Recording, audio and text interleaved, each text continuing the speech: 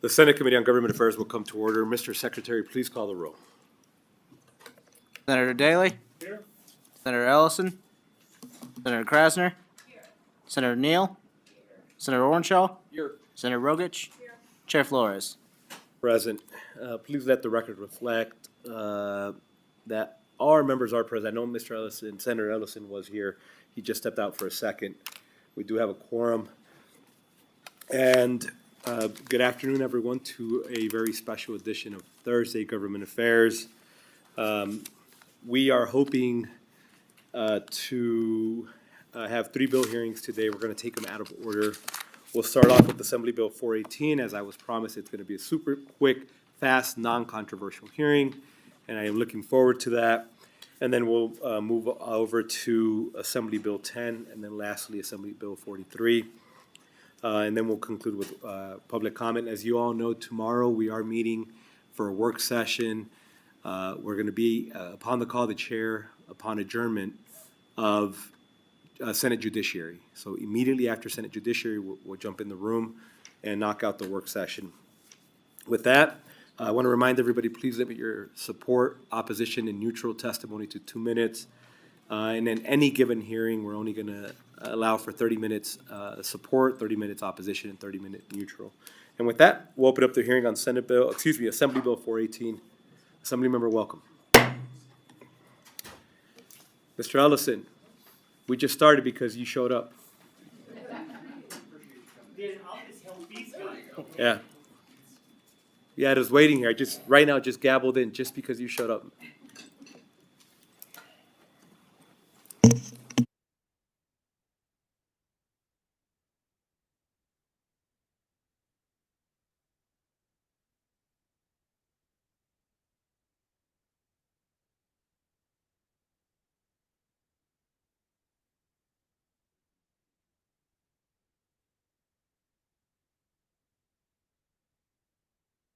Thank you, Chair and members of the committee.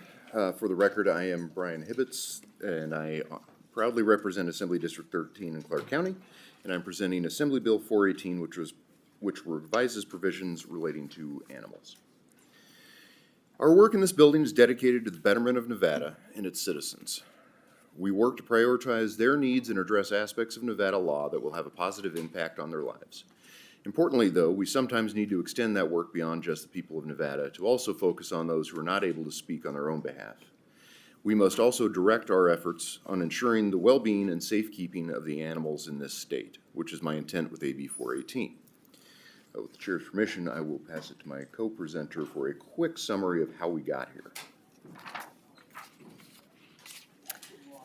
Thank you, and thank you, Chair Flores and members of the Senate Government Affairs for hearing this bill. My name is Melissa Hardy. I'm the Assemblywoman representing District 22 in Henderson.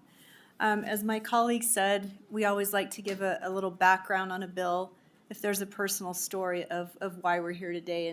And so I just wanted to share with you something that happened to one of my constituents that contacted me last summer with a very sad and tragic story that happened, and asked if there was something we could do to help. So this individual, they had taken their dogs to a groomer they'd used before. They had 3 dogs.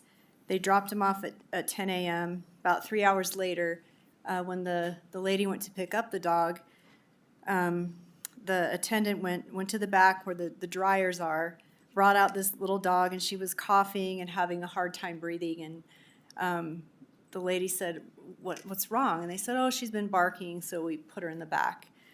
So she got in the car. The dog's tongue was turning purple. She was losing control of her bladder, and she was spitting from her mouth, so she took her right to the animal hospital. And this is just a little dog, probably like 5 pounds or so, just very small. They took her right in the emergency room to the back. Her temperature was 108 degrees, went up to 109. The doctor thought that Daisy might have complications with her brain, her eyesight, and not having oxygen for as long as she did. The next day, they went to see her. She was still struggling to breathe. She was kept on oxygen. The doctor told him that her trachea had collapsed and her lungs were filling with fluid. So they made the decision to put little Daisy to sleep. This was a little dog. She was only like 5 or 6 years old. You know, as some of you know, animals become like family members. They love this little dog, and this was just so devastating for them. And it happened because at the groomer, the dog was barking, and so they put it in the back in the summer in the room where they had the dryers and equipment like that. So it was very hot. They didn't give her any water. And so unfortunately, you know, they think she was restrained too tight with the collar, collapsed her trachea, and unfortunately, they had to put this dog down.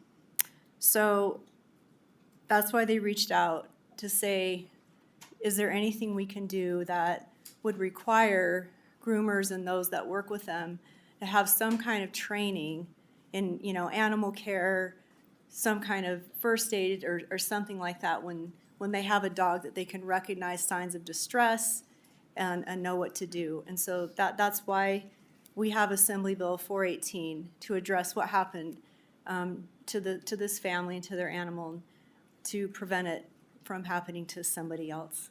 Thank you. Chair, would you care for me to read the bill summary? Please. Thank you. Specifically, AB 418 requires each governing body of a county or incorporated city to adopt an ordinance requiring, with certain exceptions, the owner or operator of a kennel, an animal rescue organization, or a commercial establishment engaged in the business of handling pets to complete a training course on handling pets. This course will be prescribed by the governing body. The bill further requires the ordinance to prescribe the manner in which such entities complete the required training course and renews it biennially. It was transmitted to the committee. There is one proposed conceptual amendment that just makes it clear that veterinary staff operating under the supervision of a veterinarian are also exempt from these provisions. That was asked by the Veterinarian Association themselves. In closing, our animals are family. We should endeavor to provide all animals across the state, whether in our homes or in kennels and rescue organizations, the love and care they deserve. I urge you to support this measure, and I thank you for your consideration. We are ready to stand for questions. And thank you both for joining us. Senator Neal, please.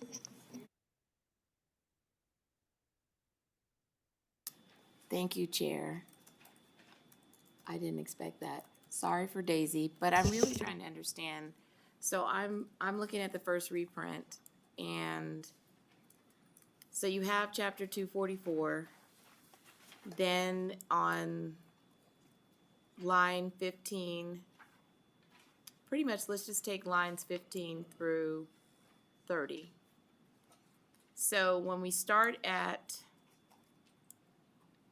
who they should adopt an ordinance for, and then we have the ordinance adopted by a board of the county commissioners pursuant to the subsection 1 does not apply to A, a veterinarian, B, animal shelter. And then when you go to line 24, as used in that section, animal shelter as subscribed means breeder, cattery, dealer, kennel. So I don't know if I mean, clearly, I'm reading that in the reverse, because if it doesn't apply to the definition of an animal shelter and an animal shelter has a kennel, do you not want kennels in? Brian Hibbets for the record. The way that I'm looking at it, Senator, is, I'm sorry, let me go back to the right line here. Because in section 1, sub 1, it says, except as provided in subsection 3, each board of the county commissioner shall adopt an ordinance requiring the owner or operator of a kennel, an animal rescue that handles pets or commercial establishment without limitation, a breeder, cattery, pet groomer to complete a training course. And then when you go to sub 3 in section 1, it says the ordinance adopted by a board of county commissioners pursuant to subsection 1 does not apply to, and when you look at the definition of B, which is animal shelter, it includes your people. How do you read it? Because I'm reading it as that they literally defined them out of subsection 1. Brian Hibbets, An amendment? sorry, Brian Hibbets for the record.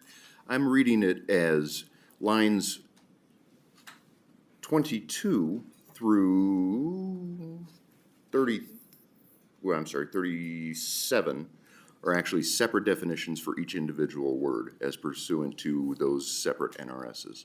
Whereas animal shelter does not include breeder, cattery, dealer, kennel, nonprofit organization. They are separate definitions based on the separate NRSs that are listed at the end of the sentences. And I'm not a lawyer, so, it's very possible that I'm reading that wrong. Hope I'm not. We'll get our legal counsel on board. Ms. Clarkson, please. Larson with the Legal Division of the Legislative Council Bureau. The way I read subsection 1 of section 1 of the bill, and similarly subsection 1 of section 2 of the bill, is that this prescribes a list of persons or businesses to which the ordinance adopted by the county or city would be required to apply to.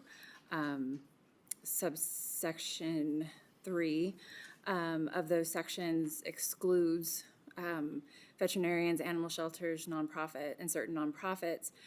For purposes of these sections, in subsection 4, we define each of the terms so that it is clear in the statute who is intended to be required to take this training and who is not required to take this training. So the definitions are supplied so that regardless of whether you're required to take the training or not required to take the training, the definitions define the terms, not who is required to take the training or not take the training. Senator Neal, please. Thank you for that, and thank you for clearing that up. So in this reprint 1, the cities in the fiscal note are saying they don't know how, let me just read one of these. They were saying that they don't know how this would be necessarily, they didn't understand like what the training cost would be, how this would be implemented. So what were the conversations that you had around what this training looks like and how that's going to be enforced? Brian Hibbets for the record. This NRS is modeled off of Clark County's ordinance that was passed earlier this year, and I apologize, I don't remember the date. Might have been December. And this one is designed specifically to where the cities or counties are not required to provide the training. Before I brought this bill, I did research into it because I don't want to put undue burdens on the businesses, for one, or the government agencies. And there are online training courses you can go to through the Red Cross, the American Kennel Club. You can also go in person. People want to, they can go to a community college and take a course. And the ordinance that this is modeled off or after, they just simply, during their business licensing portion, when they renew business licenses, they just have to show proof. Melissa Hardy for the record. So we didn't want to be prescriptive in saying you have to take the Red Cross course or you have to take this. And that's why we kind of left it to like the municipalities or whatever to determine that it would just be done. Now, Clark County, they're going to develop it and that provide the training, but we didn't want to mandate that any county or city had to do exactly what they were doing. So that's why it's just left up to them. I know some cities have other programs that provide training, like for other animal groups and things like that, that they would be able to access that training. So that's why it's not very specific or prescriptive. So the ordinance will happen. they'll get a business license and then have to show a training certificate with that business license that all employees or the owner or whoever has been trained. So, and it doesn't prescribe whether or not it's employees or, well, it says pet groomer, but the pet groomer, so I just don't know how is this enforced? You're expecting them to adopt and then put enforcement measures. Are there fines?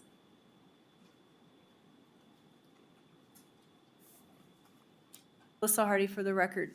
No, as we stated, the Clark County is gonna tie theirs to the business license, and that's how they would show that they had taken the training. You know, we would want that, whatever training they had, that they would have to have a certificate, you know, like kept in the business or hung up or something like that.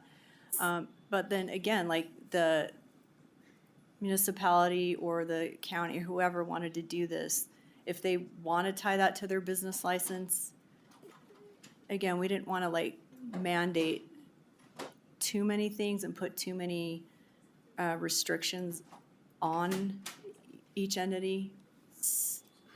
So if a complaint is filed and a dog is injured at a groomer, the then license is revoked, and then is there any kind of due process? Or are we just taking the word for the person who submits the complaint?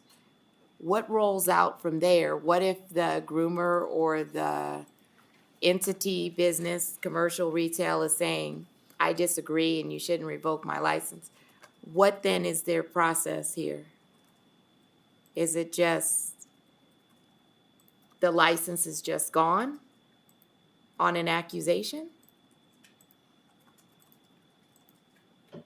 Brian Hibbets for the record. That would actually be tied to the individual locality's business licensing processes, which in my experience, counties and cities have due process built into their business licensing because they are governments and they're required by the Constitution to have due process for anything that they do.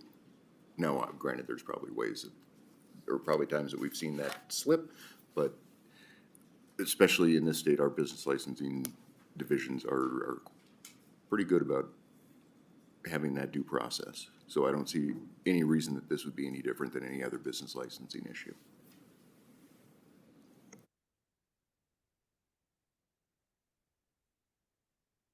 Senator Ellison, please.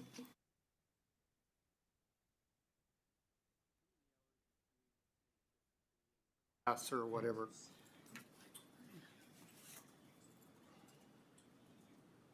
Videos on YouTube. So open up the YouTube app, make sure you're logged into your account, and at the very bottom you will see your YouTube profile image. Everybody's They're looking. Hardy for the record.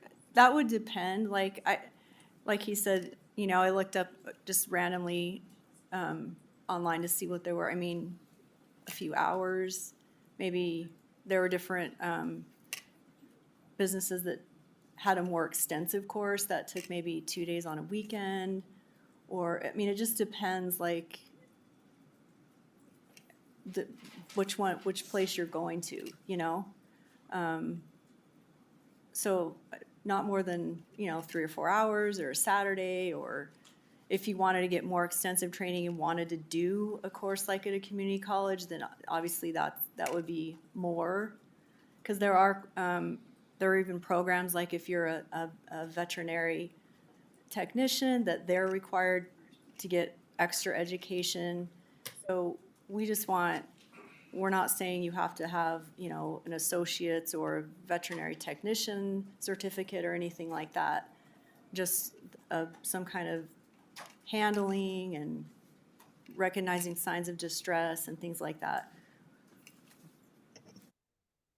The reason I brought that up is you know, they're having a hard enough time finding employees to begin with. But maybe the owner of the shop can go to every inch of that shop and then document it to each individual employee, saying, look, this is the jobs you need to do, and then have them do the certificate and then take it to the city, something like this. It might make it easier for the little tiny shops to operate. You get into the bigger ones, like where there's a veterinary clinic or whatever, then that's a different job. But most of them people have college courses now, you know, shots and temperatures and all that stuff. And I know if my little dog died, I'd probably be arrested. But you just never know what it is. But I know right now, listening to some of the people that testified in another bill in another house just recently, it was another committee was, they're like everybody else, they're struggling trying to find help. So I want to be able to do what you guys need to do, but I want to make sure that it's not too burden on them, you know what I mean? So, okay, thank you. Brian Hibbets for the record, and that is why we left it vague, Senator, is so because we did not want to mandate too much on businesses, and because we do believe that businesses don't need to be overburdened. Senator Krasner, please. Chair, thank you for your presentation. Did you get a chance to reach out to some of these people, like the breeders, the catteries, the retailers, the pet groomers, the dealers, before today, or before putting this bill together and asking them what their input was on this?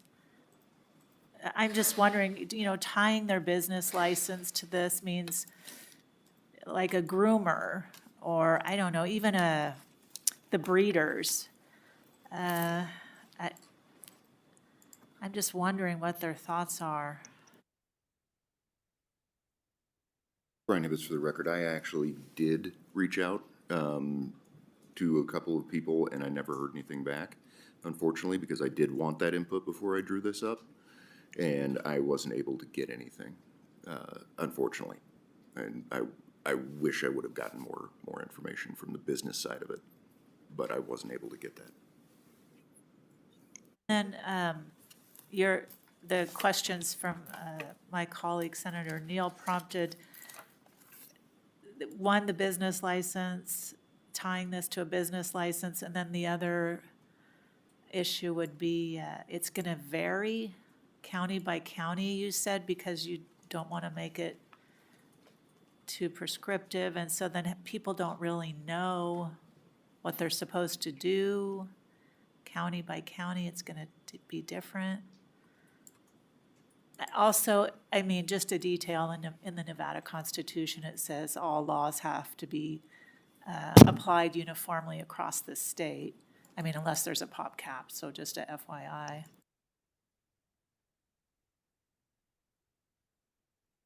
Brian Hibbets for the record. The thought process of leaving it to the counties and cities was because not everything that works in Clark County is going to be workable in Elko County. And to your point about the Constitution, I believe this does cover the law uniformly because the ordinances from the counties or the cities could be different, not the NRS.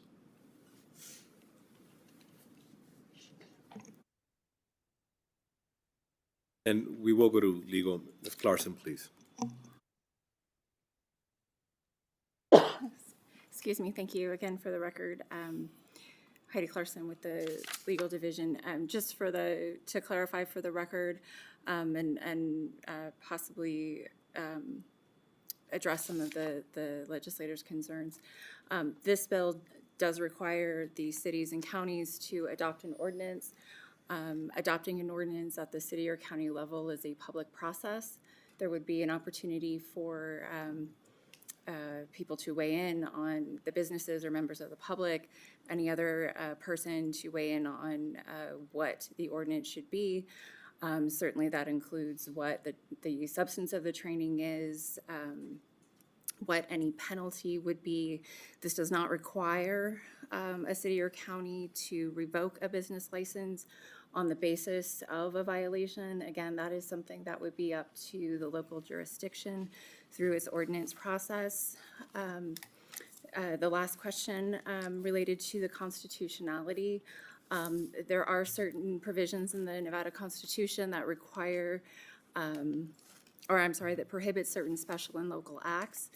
And there are certain times when we use pop caps rather than, say, requiring something be done by Clark County or authorizing Washoe County to do something. However, these are provisions of general applicability. They are similar to other provisions of both chapters 244 of NRS and chapters 268 of NRS that mandate or otherwise authorize the Board of County Commissioners or the governing bodies of a city to adopt ordinances that apply within the jurisdictions of the counties or cities. Those ordinances do not have to be the same across all of the jurisdictions. So I hope that was helpful for clarification, and if there's other questions, please let me know. Members, any additional questions? Seeing none, thank you both for the presentation. And at this time, we'll invite those wishing to testify in support of Assembly Bill 418 to please come forward.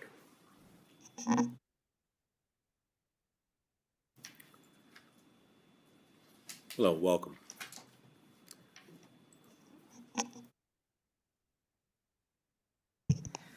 Good afternoon, Chair Flores and committee. For the record, Nicole Flangus, representing the Nevada Veterinary Medical Association. We'd like to thank the sponsor for working with us when we are here in support of the amendment. Thank you very much. Thank you. Anybody else wishing to testify in support of Assembly Bill 418? Seeing none, we'll go to the phone line. Support testimony over the phone.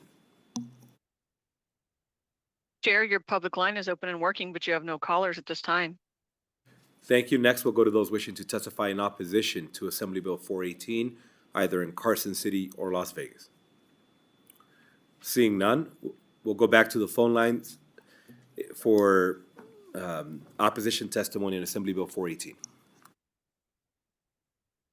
Chair, you have no callers at this time. We'll stay on the phone line. Anybody wishing to testify in neutral testimony over the phone for Assembly Bill 418? Your public line is open and working, but you have no callers at this time. Thank you. Next, we'll go to those wishing to testify in the neutral position, Carson City or Las Vegas.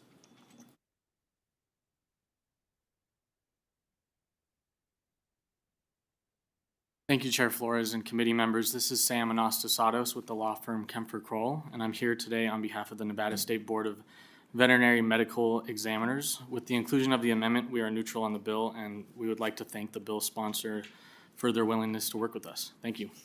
And thank you for joining us. With that, Assembly members, any closing remarks? Brian Hibbets for the record. Just to say thank you for the opportunity to present this bill, and I'm available if you have further questions after the hearing. Thank you. Thank you. Appreciate you both. With that, we'll go ahead and close out the hearing on Assembly Bill 418, and next we'll open up the hearing on Assembly Bill 10.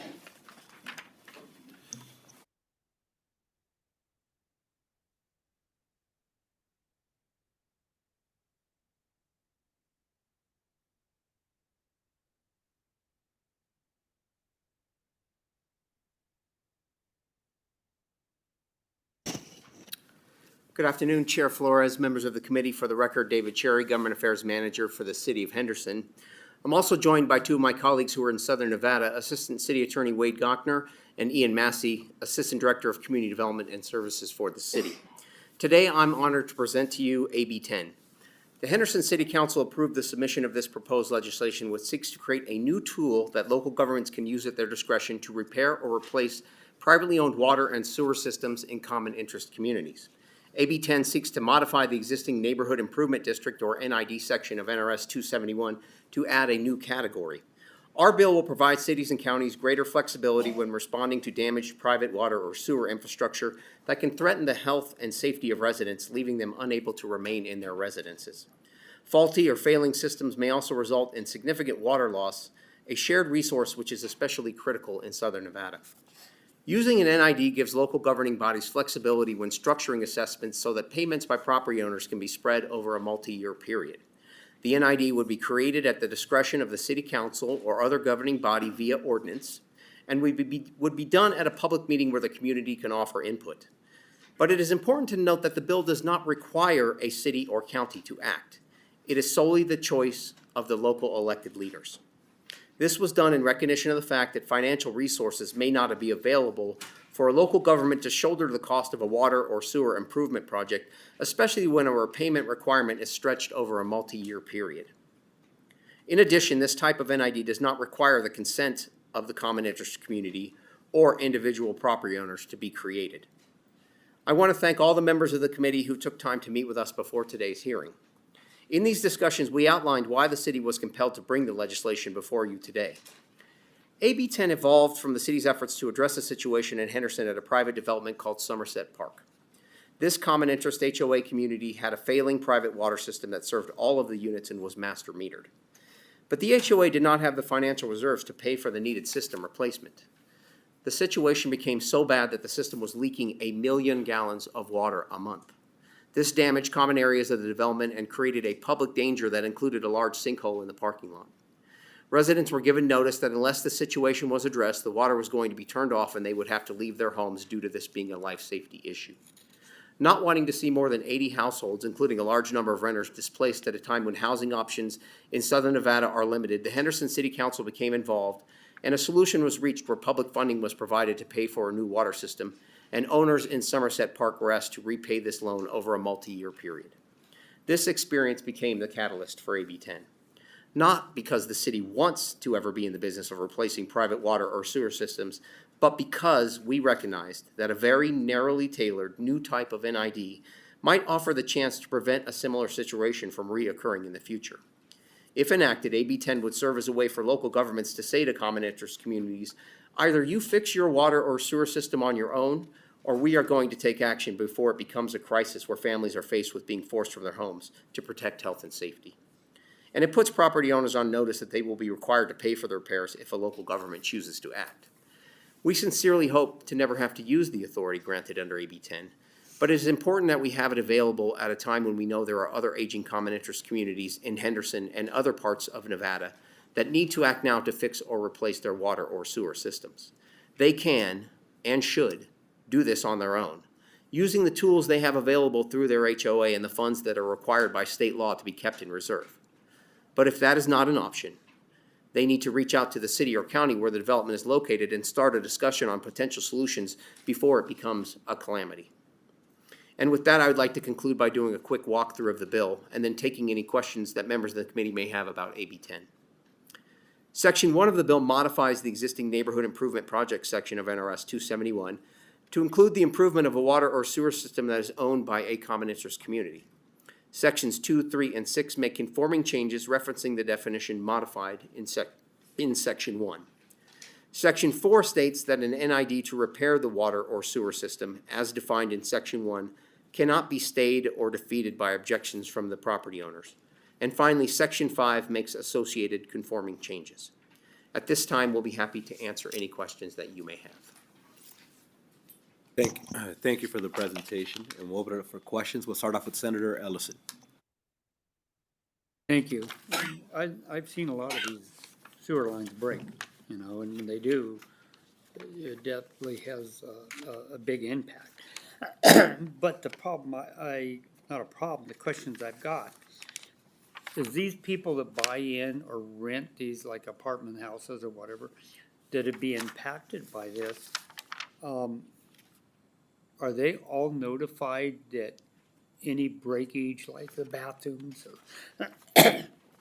or some of the issues that Section 1 through down through is, so are they aware that they would be personally responsible for these ahead of time?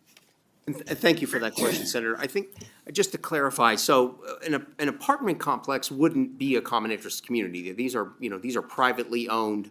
In this case, in the Somerset instance, it would be a townhome type community. So these are individual property owners who would be responsible. If you were a renter, you obviously don't own that property, therefore you're not responsible. But for those of you who are familiar with the way common interest communities work, there's shared infrastructure there that belongs to the common interest community. In this case, a privately owned water or sewer system. Those are the only two elements that would be subject to the neighborhood improvement district being put onto the property. So in the case of, did you describe, a renter is renting a property, there's a problem with the sewer system, they would not be responsible for that. However, the property owner as somebody who owns property within the HOA. The HOA collectively, the common interest community itself, they are responsible for maintaining that infrastructure. Therefore, they would be responsible for paying for any kind of repair or replacement that was needed. So really what AB 10 is seeking to do is, in a case where an HOA either will not or cannot pay for the repair of the water or sewer project, a local governing body at their discretion could come in and provide funding to do the repair, and then it would be the responsibility of the individual property owners to repay through an assessment that taxpayer investment that is designed to basically prevent families like we saw in the Somerset example that I gave you from being displaced from their residences, excuse me. And in the case of Somerset, one of the reasons that our mayor and council felt compelled to act, because we had a large number of renters who were living in rented properties, where, you know, they would have been displaced through no fault of their own. Here they are paying their rent. They're not responsible as a property owner, because they don't own the property, to be paying an assessment or make the repairs, pay towards the repairs. So it really was a crisis for us. We didn't want to see those families displaced. They were renters. So I hope that answers your question.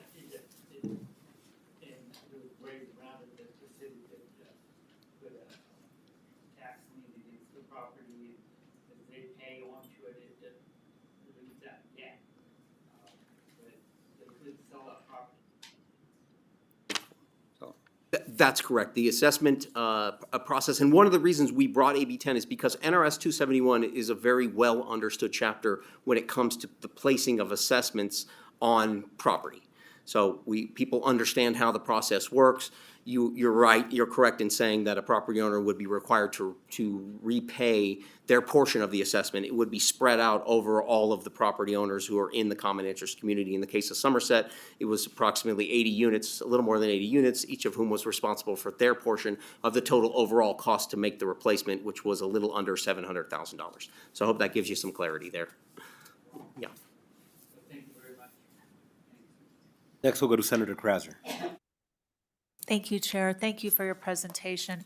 I'm just looking at Section 4, subsection 5, that new language, a neighborhood improvement project described in subsection 3 of NRS 271-107 will not be stayed or defeated or prevented by written complaints, protests, and objections thereto, except in the governing body's sole discretion. That language sounds like the governing body doesn't care what the citizens think. And I don't know if that's the intent of the language, like, we don't care what the citizens think. We don't care if they're angry or protesting or mad or don't like what's going on. We're not gonna listen to them. We're just gonna do whatever we want. It's in our sole discretion. Am I reading this correctly, or is there some other interpretation? Thank you. Well, thank you for that question, Senator. We appreciate your asking about that particular section.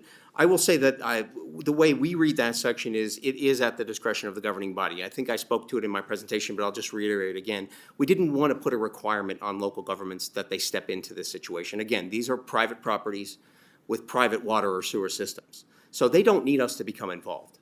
If they don't want the city to become involved, our answer to them is, you have the ability, you should already have by law, money set aside in a reserve as the common interest community to pay for any repair or replacement of a water or sewer system. Unfortunately, we know that there are instances where, for whatever reasons, in the case of Somerset, there were allegations that the management company had mismanaged resources. There was not a full payment of assessments by some of the property owners. They were left in a situation where they didn't have the money available. They turned to us as the local governing body and said, look, we are in a situation where we don't have the ability to make this repair. The concern we had as the governing body was, if something doesn't happen, the alternative is the water has to be shut off at that community because there was a leak occurring where it was causing a life and safety issue. It's even worse in a case, as Senator Ellison referenced, in a case where there's a sewage leak. That really is a serious health concern right there, if you had raw sewage leaking on a property. So really what we're saying is, we hope to never become involved. So it's not that we don't want to listen to what the public wants. In this case, we're trying to balance the interest between folks who would be forced to leave their homes when we shut the water off until the repair took place, and this idea that it is their responsibility. A common interest community, when you buy into an HOA property, is a recognition there that you as a property owner are responsible for the assessments that need to be paid. One thing I will say in response to your concern about the public's input, this would be done through the ordinance process. So it would be done at a public hearing. Members of the community, whether they reside at that HOA or reside just in the community, would be able to come forward and express a concern, if they had one, to the governing body about this decision that the governing body was contemplating. So there would be public input there. If they came forward and they said, look, we don't want you to make this investment. We think these individual property owners own this property. It's their responsibility. We don't think it's a good use of taxpayer dollars. The local governing body can choose not to do that. So it's really their discretion.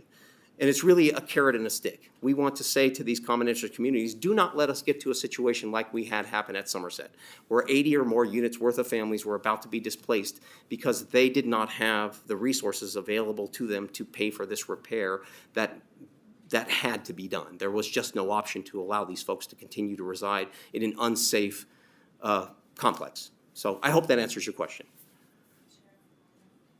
Please follow up. Thank you for that. I guess I'm just thinking, well, just because somebody lives in an HOA doesn't mean they're not a taxpayer. They still pay taxes, they still pay property taxes, they still pay for everything else that every other person that lives in that city pays, or that state. And if by some unforeseen happening that's not their fault, they can't turn to the HOA, they have to turn to the city government. I mean, they have to. What else can they do? Well, and if I'm understanding you, thank you, Senator. For the record, David Cherry, Government Affairs Manager for the City of Henderson. If I'm understanding your question, I mean, they are members of the HOA. They are property owners within the HOA. So we're only talking about a property owner whose property is inside this common interest community. So they are already responsible for this cost. What we're really seeking to do is have the ability, if a local government chooses to act, to step in and really give them a lifeline. An HOA community, a common interest community that for whatever reason ends up in a situation where they are unable to do this themselves, at least as a local government, we would have an option to say, you know what, if we choose to make this investment, it is taxpayer money, to your point, whether those taxpayers reside in the HOA or outside the HOA, that is taxpayer money. If we choose to make this investment, this gives us a clear pathway on how that taxpayer investment would be repaid. NRS 271 is the Improvement District chapter. It lays out the process for where an assessment would be placed on the property. The individual owners themselves would be responsible for repaying that money. The taxpayers would be made whole. I hope that speaks to the question that you've asked. Thank you. We'll go to Senator Neal, and then we'll go back to you, Senator Ellison. How much do you think this assessment is going to be? That if the city takes this on, which it sounds like more than likely they might, how much do you expect to charge the homeowners? David Cherry, for the record, City of Henderson Government Affairs Manager. Thank you for that question, Senator. Are you talking about the Somerset situation or just the Somerset situation where ultimately the citizens need a remedy? Yep. They have been coming to Henderson government complaining because they can't afford to fix it themselves. They don't have the money. So what would be the assessment? Because you're saying you're only intervening through this particular bill so that Henderson can intervene, but there is an assessment tied to the intervention, and Henderson will be paid back from that assessment. How much will the assessment be attached to the property that will fix their water issue? Thank you for that question, Senator. And I apologize if it hasn't become clear in my testimony. That situation has already been addressed. So I can definitely give you what the costs were in the situation with Somerset. Well, the difference here being that we didn't use the Neighborhood Improvement District that would be authorized under AB 10 because that authority does not now exist. What we did was we came up, or I shouldn't say we, I should give credit to the city council, the mayor and council, because they came up with a solution in this case for the Somerset situation. but it was not using the mechanism that AB 10 would allow us to use. So what I would like to do is ask our city attorney, Wade Gochner, and also Ian Massey, our assistant director of community development services, who are with us in Southern Nevada, to maybe walk the committee through how the process was constructed in the case of Somerset, describing perhaps, Ian, how the individual units, how the work was done to make the repair at Somerset, and then Wade, maybe you can talk about how we, in that case, created the assessment. Yeah, because that's what because I thought that the last story, I think it was late December or January, there were homeowners still saying that they couldn't pay whatever had been charged to them in order to remedy per home.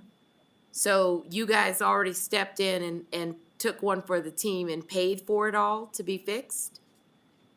For the record, David Cherry, Government Affairs Manager, City of Henderson. Yes, we did in this case. The mayor and council made that decision collectively, put that investment into Somerset to prevent those individuals from losing their housing, and then came up with a system on basically creating an assessment process for the repayment. And I'm gonna, with your permission, just turn it over to my colleagues, because they can, I think, help illuminate the situation for you. Thank you, David. For the record, Ian Massey, City of Henderson. So Senator Neal, I can walk through the process, and we used our emergency authority granted to us to proceed with the remediating the life safety and the leaks at the Somerset Park. And so I think what's important here is we're trying to come up with a solution that is more preventative in nature than it is a response to an emergency situation. So when it comes to how we went about the contracting, the bidding, and the assessing of those fees, what we did is, like any government project, we went out, we did a bid process in that emergency situation with a shortened timeline. We took that to the city council, selecting one of the lower cost bids. And then we began the work on that project. So the project took under 60 days to complete, and all of the replacements were done and completed. At the end of that process, what AB 10 would allow us to do is we would have already had the repayment mechanism, the exact cost, and that would be assessed. In this situation, like David said, what our council and mayor came up with ended up a repayment plan over a 3-year period. And that repayment plan had no interest attached to it. The only fee that was attached to it was the mechanism to place a real property lien against each of the individual townhomes and to cover the cost for the recordation and the release of that lien. So that was an additional $150. So approximately $8,150 approximately is what each of the homeowners was charged. In the process, after we notified them that we would begin that process to add that $150 fee and to place the real property lien, we gave all of the homeowners an invoice, and we asked and requested anyone that wanted to pay that to avoid the $150 and avoid the cloud on the title or the lien, that they could do so. We had 16 homeowners in that situation come back and repay us prior to the lien going forward. And so the remainder of the homeowners, we placed a real property lien, and then we will start, as part of our negotiation or as part of the agreement that we had with mayor and council, we will start billing them in August on an installment style basis over that 36-month period. I did want to go back just to clarify on Senator Krasner's remarks earlier. So I think one of the important things here is that we have several other associations that come forward and basically say that they want to act, but in certain provisions, whether it's in their HOA or whether it's statutory, where they can't get enough members of that common interest community to vote for that special assessment, that the provisions of the NRS 116 would allow them to have that special assessment done within the HOA itself. So I think the overcoming the objection portion is more directed at, there are situations that we're already aware of in our community where we have associations that potentially can't get to a place where they could vote for it themselves because of objections. And so that's why that language is in there. But again, I don't think there's any sort of, we are very steadfast that we would prefer not to use this. We would prefer HOAs to be self-governing and to, repair their infrastructure prior to getting to a point that the city would have to step in. And my colleague, Mr. Gochner from the city attorney's office, I think had some to add.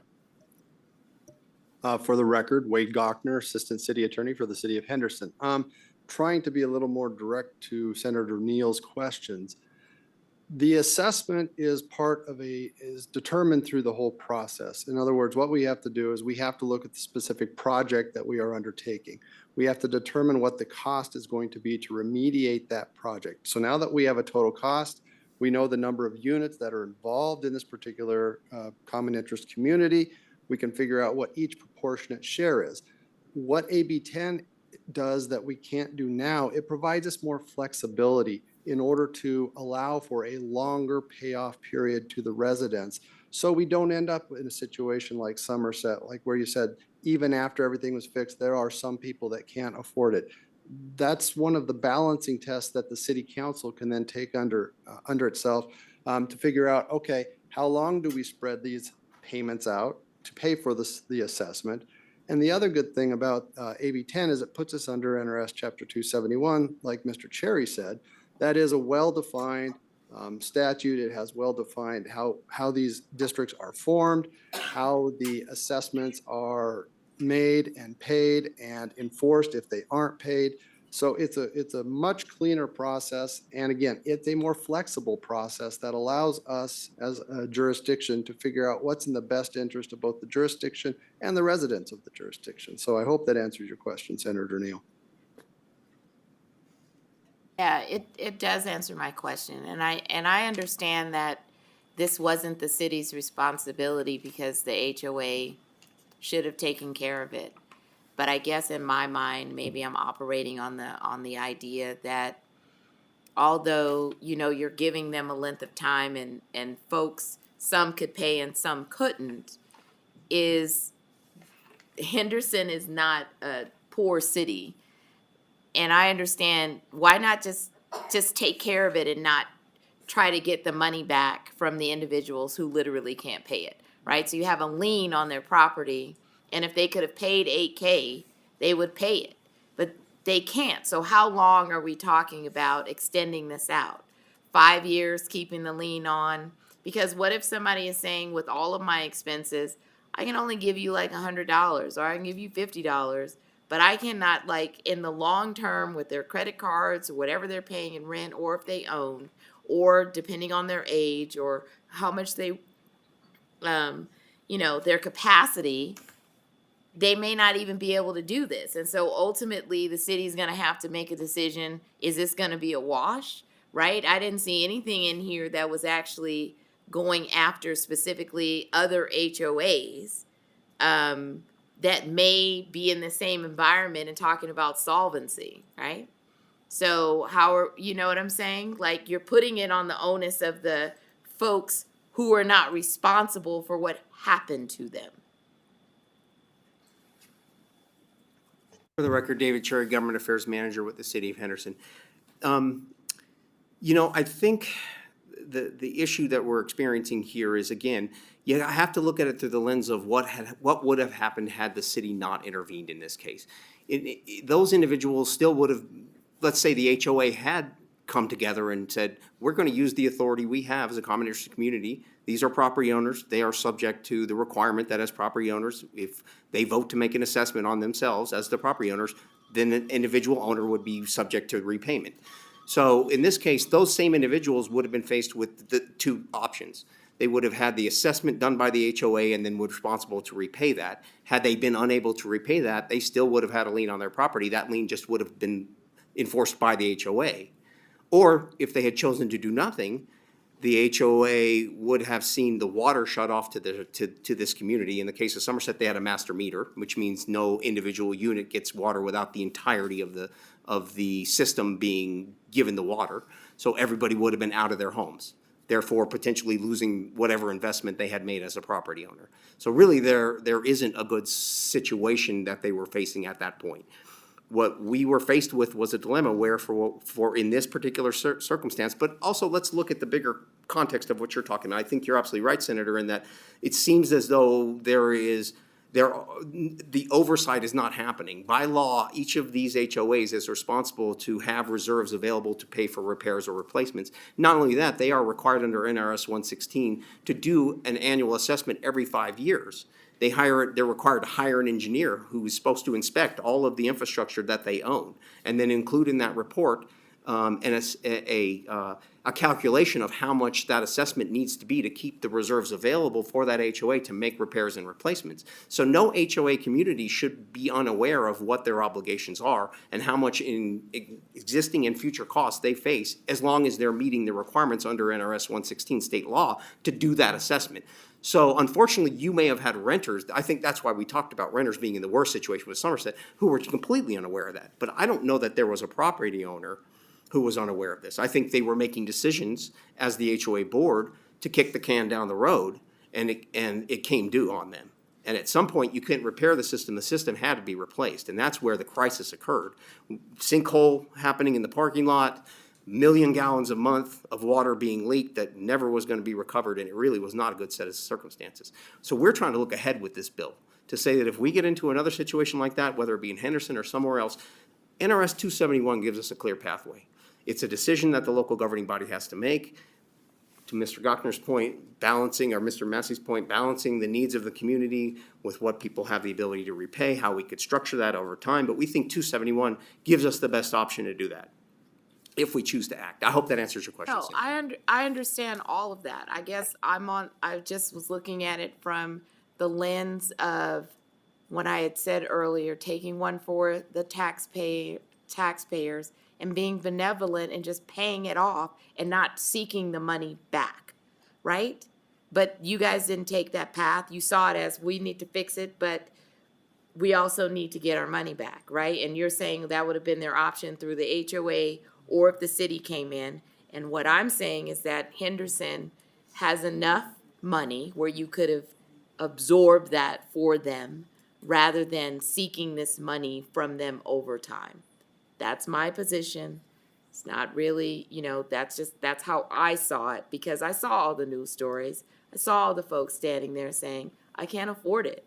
I can't afford to pay whatever this is, and they just have to deal with this lien. And I understand you guys jumped in where you didn't have a legal right to do it. But we're just talking about just on the, the government trying to serve human interest. You went in and then you helped them. And I understand that, and it's understood and appreciated. But then you also said, I'm going to get paid back for helping you. With your permission, Mr. Chair, may I respond to the senator? Please do go direct. Thank you. For the record, David Cherry, Government Affairs Manager for the City of Henderson. I think one concern that the City Council, the Mayor and City Council had in this situation was they not create an incentive by saying, you know what, we're just going to pay this cost. Because then the next HOA, the next common interest community would say to themselves, well, we're not going to make the repair. The City of Henderson will step in, they'll make the repair for us, and then we won't have to pay the cost. So that's why we decided in the bill that it needed to be just at the discretion of the local governing body, that we really want to make these common interest communities face the hard decision that we know that they need to face. And we think that a catalyst could be the idea that they're not going to avoid the cost if it's a water or sewer repair, because if they don't act and the local governing body steps in to act, they're still going to be responsible to repay the cost. Whether they do it through the HOA or they do it through the repayment of taxpayer monies that were invested by a local governing body through the creation of the neighborhood improvement district, should we get this authority under NRS, they're still going to have to pay the cost one way or the other. So we think that may be, to the example that was brought up by my colleague, Mr. Massey, where you have common interest community HOA boards that are not willing to make a tough decision. So they now we kind of take away their ability to say, you know what, we're just not going to act. I hope that answers your question, Senator. I appreciate your perspective. We'll go back to Senator Ellison, and then we'll move over to Senator Daly. Every one of the people that took an oath of office that's in Henderson, and all the businesses that pay taxes every week, and plus the whole cities that does that, you have act like a business. If you look, thank God you guys jumped in there and fixed it when you did, because that could have been massive. And you could be charging them for the amount of water that was lost. You probably will because it's metered. But there's so many things that goes to this. But the big thing comes to, thank God you guys stepped in and did what you did. But as far as the payments go, I would, get an attorney, let the attorney fight out with the HOAs. But in the meantime, every person that owns property in there is still liable other than the renters. The landlords in the apartment complex is responsible for that because he's still getting rent. And they can take that money and you drop it down and you calculate it out. We're talking, maybe a couple $100 a month, depends on how many, if you take it out 2 years, 2.5 years, or whatever, a couple $100 a month, or you can add more to it. You can do whatever you want to get it paid off. But still, it's a business project, and you can't go and just do every one of these projects and ask the taxpayers of that city to pick up the debt. I'm sorry, that's just the way it is. And I agree. I think you guys done everything by the book, and I think you did a good job. And where it doesn't say, you still have the right to collect interest on that if you wanted to. That's up to you guys. Because you're putting that money out that was taxpayers funded to begin with. If I may, Chair, thank you. For the record, David Cherry, Government Affairs Manager for the City of Henderson. We really appreciate that perspective, Senator. Again, credit to the mayor and council faced with a really tough decision to make, wanting to protect not only the individual property owners who are owner residents, but also wanting to protect our renters too in this Somerset situation. Again, coming to the committee to say, please consider passing AB 10 because it gives us a tool in the toolbox, not requiring us to act, but when we have our local governing bodies really see there's a need here that they have that tool available to them. So we appreciate you putting that on the record for us. Thank you, Senator. Senator Daly, please. Thank you, Mr. Chair. Not really a question, well, maybe just generally on the stuff. So my understanding, and tell me if I'm getting it wrong, on Chapter 271, that allows for local improvements, a variety of different ways. So local governments, they repair the streets, they replace the sidewalks, they use community block grant funds, they use some of their resources they have for capital improvements, various things to do all of these things. And they do it as much as they can and keep up with it. But where I've seen Chapter 271 be used, I've seen it in downtown areas where there's a group of businesses or constituents that want something that this city probably doesn't have the money to do and only benefits that area. So then they go in and they do this through the ordinance and they say, we're going to self-assess, you guys are going to self-assess almost, and you're agreeing that you're going to pay. Then we'll come in and do the work, but we're going to get paid back for that money because we don't really have an obligation to do this special thing for you downtown. I've seen it used or recall it being used in an area of Sparks over by Kleppy Lane. You probably don't know where that is. Anyway, they had a drainage problem, right? When they got a little bit of rain, there was water in the gutters and various things, and it was an issue. And the city wasn't going to be able to get there to fix it anytime soon. So they said, we can get it done quicker if we could do local improvement district or a special assessment district to pay for that. And that's what they did. And the property owners in that area, whether they liked it or not, they all had to pay their assessment to do that. And then if they didn't, they had the lien and the whole process. So I guess part of this discussion is, so when it's only going to benefit one area of the town, that's where you say who's going to benefit from that, and that's where you define the property on where you can do the assessment, who's eligible for that assessment, who's benefiting from the property. And I think that's how the law is constructed. So in this case, tell me, this was a privately owned water system. You had no obligation whatsoever as the city to repair that. If you didn't do anything, those people were going to have to be moved out or get billed for the water, like Senator Ellison said.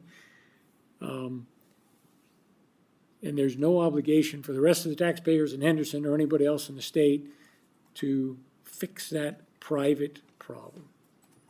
So that's what I'm saying. Those people don't want to pay it back. And I think you would set up a situation where the homeowners associations, now we don't need to keep the money in the bank. We don't need to do these repairs. They'll do it for free. And you can't have that. Human nature is what human nature is. So the special assessment districts are, what properties get that assessment is based on who's benefiting from the project that you're doing. Is that the only way you set them up? You do the ordinance, those people agree to pay it. They're eligible or can put themselves in a lien if they don't pay. For the record, David Cherry, Government Affairs Manager for the City of Henderson. I think, again, I'm going to ask my colleague, Mr. Gochner, maybe to tell us a little bit about NRS 271. He's an expert on that chapter within the statutes. But one thing I will say is, this is a different use than what the improvement project chapter was, how it's now structured, in so much as that the rest of the improvement projects in the chapter require the property owners themselves to agree to put the assessment on. It's usually a majority of the property owners. They choose to assess themselves to do just the type of projects that you're talking about. But Mr. Gochner, can you talk a little bit about how the city looked at NRS 271 and said this could be a good option for a situation like we had at Somerset? Maybe that'll help the committee understand a little bit about that. And real quick before he answers. Yes, sir. And I understand that. Normally they're self-assessing and they're doing their stuff. They're agreeing because they have a problem they want to get fixed, or there's a benefit that they're going to reap from having whatever extra wide sidewalks downtown or whatever that the city would normally do. You want us to pay for that, that's fine, but you're going to have to assess the properties that are going to benefit from that. And that goes to the language I think that Senator Krasner was pointing out is, in that situation, in this situation where you're saying they're not going to do it, it has to be addressed. We're going to do the ordinance go through and we're going to say we're going to fix this, which is why you have the language that says normally they could dissolve it, they could have a vote for themselves and various things, understanding that project's not going to get done. You can't have that situation, otherwise they would say, yeah, go ahead and start it and we'll dissolve it next week. So there when I read through the bill, I understand it.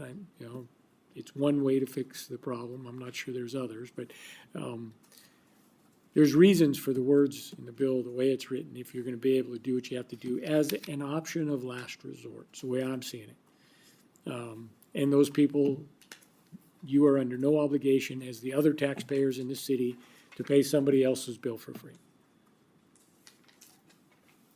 Thank you. For the record, David Cherry, Government Affairs Manager with the City of Henderson. Thank you, Senator, for that question and for that perspective. You are absolutely correct in that, the way we've constructed this, one thing we didn't want to do was disturb the existing chapter for the other types of improvement projects. So what we did was we defined the new improvement project, and then we said, unlike all the other improvement projects that are subject to what's existing language now, this one is exempt in so much as that you cannot be stayed or defeated. You're right, it can only be dissolved by the governing body. Mr. Gochner, do you have any more sort of, that you'd like to just describe the way, because Mr. Gochner was the person who created language that we then took to LCB. So he really came up with the concept of how to structure this in a way that preserved the existing improvement project section of NRS 271 while adding this new use. Wade Gochner, Assistant City Attorney for the City of Henderson, for the record. I think Senator Daly I understand what Senator Daly, and he understands the intent of the bill, which is that this is, again, something we hope to not use, but if we have to use, it's a tool in the toolbox. And it is paid back by the people, the property owners who benefit from the work that is done. And that's kind of what we've been trying to do here, is to make sure that the property owners who are benefiting are the property owners who are paying, and it is not the non-benefiting property owners who have to pay in any form or fashion. And so that's why we've set it up under NRS 271, because again, it is a well-established chapter that has been operating for decades. It provides a multiple provisions that have different kinds of improvements. This would just be a separate kind of improvement that can be acquired with taxpayer funds, and it provides for a repayment mechanism. So unless there's any other further questions, I'll turn it back over to Mr. Cherry. Thank you, Mr. Gochner, for that. And if I may just add one more thing. One of the things about NRS 271 that we feel is equitable is that when an individual property owner is subject to an assessment under NRS 271, there are multiple opportunities for them, should they fall behind or be unable to pay that assessment in real time, to still not lose their property. There are multiple steps along the way, and it's a multi-year period beyond just the period in which the assessment is placed that the repayment is required. Let's say they fall behind. There would be a period of time where they can still have a redemption opportunity so that they wouldn't lose their property. Our goal is never to have some property owner lose their property because there's a financial obligation on them over a period of time. We would hope that a local governing body, through the ordinance process with the public input, keeping in mind the type of situation that Senator Neal so eloquently described, where you have individuals who we recognize, you know, that have financial challenges. We would want it structured in a way that folks would be able to repay it. And should they be in a situation where they needed some extra time, they wouldn't immediately be subject to losing their property. Again, what I would remind the committee is if it's done through the HOA, they're still liable for repaying the assessment. Only they probably might have to repay it all at once. The HOA may say to the property owners, you now owe us $8,000 and we're not going to give you a long period of time to repay it. We're going to make you pay it within a 12-month period of time or immediately. We think this is more flexible, so should a local governing body choose to act, NRS 271 gives us this tool, spread the payment over time, use a chapter where there are redemption opportunities for somebody to be able to protect their property from loss, even in a situation where they weren't able to pay the obligation all at one time or over the period of time that was required of them. I hope that helps the committee understand a little better why 271 would be advantageous for us. Vice Chair, please. Thank you very much. And just want to take my hat off to the mayor, the council, all the Henderson staff. I know when this was happening with the Somerset community, I think, you know, there was a lot of folks there. Some were owners, some were renters, and a lot of fear that folks might not have stable housing if that whole HOA got condemned. So I do appreciate Henderson taking this extraordinary step to try to go in and not let that whole community become uninhabitable. I think it's just tremendous. My questions here, if I would allow me to, with your indulgence, Chair. Does Henderson think there are other HOA communities like this in Henderson that maybe the HOA board has not been maintaining things adequately and that may be on the brink of a crisis where something like the water and sewer pipes are about to fail and there needs to be something like that to come in? That's my first question. And I don't know if you know about other jurisdictions, if there are other HOA communities that might also have been neglected by the board and things aren't being maintained that are part of the, I guess, the common area. The HOA would own those pipes and sewer lines. I don't know if that's true for every HOA, but it seems like it was for Somerset. And then my last question is, if this passes, then is this going to be limited to these kind of, you know, like option of last resort, like Senator Daley stated? Or is there a danger that if a local government thinks, well, you know, a certain HOA community is starting to look, you know, fall into disrepair and maybe needs to do paint, repairs, that we're going to go in and do that, and it's not necessarily this kind of emergency situation? Thank you, Chair. Thank you, Mr. Cherry, and the Henderson officials. For the record, David Cherry, Government Affairs Manager for the City of Henderson. If I may answer your second question first, Senator, that's the reason why we chose only to apply this bill to a situation where it was a privately owned water or sewer system in a common interest community, because we didn't want it to become expansive. You know, if the HOA is not keeping up, the landscaping, that's not a life safety issue. We really wanted to focus on on a situation where it created a hazard that was a life safety hazard where folks would have to be removed from the property. I'm going to ask Mr. Massey to speak to the bigger question of not only our community of Henderson, how many other situations there might be out there that we're aware of, and if he knows of any other communities, either in the Clark County area where Henderson is located or other places in the state, in conversations that he may be aware of where there are similar circumstances. Thank you, Mr. Cherry. For the record, Ian Massey from the City of Henderson. Senator Orenshaw, I can tell you the simple answer is yes. We are aware of other communities that potentially would fall under the category that we're trying to accomplish with this bill. During the Somerset period, we received communication from, I believe, 5 separate HOAs relaying similar information that they felt that the HOA was not maintaining their private system correctly. The city did not, in any of those cases, we refer them back to their HOA, we refer them back to their to NRS 116 to make sure that they were following up with their reserve studies and And we have not yet been approached directly about any others that come to the same level that we were seeing at Somerset Park. As Mr. Cherry said, what really was prominent to us there is the 1 million gallons of metered water per month that was getting wasted and causing damage on that property. So I am aware, in talking to some of my colleagues around Clark County, I'm aware that they've had other situations that are similar with private water, sewer, septic systems that HOAs have struggled with. So the general answer, I hate to not be more specific. The general answer is yes, we are aware that there could be other associations out there in similar state of disrepair. Thank you very much. And Chair, could you indulge me in one more question? Please. Thank you. And so if Assembly Bill 10 passes, then, and one of these other HOA associations, you get notice or you see that water's leaking or there's a problem with the sewage, do you think you're going to try to let the HOA try to fix it themselves or try to get the money together to fix it themselves before you go in? Or how do you envision, if this passes, this working?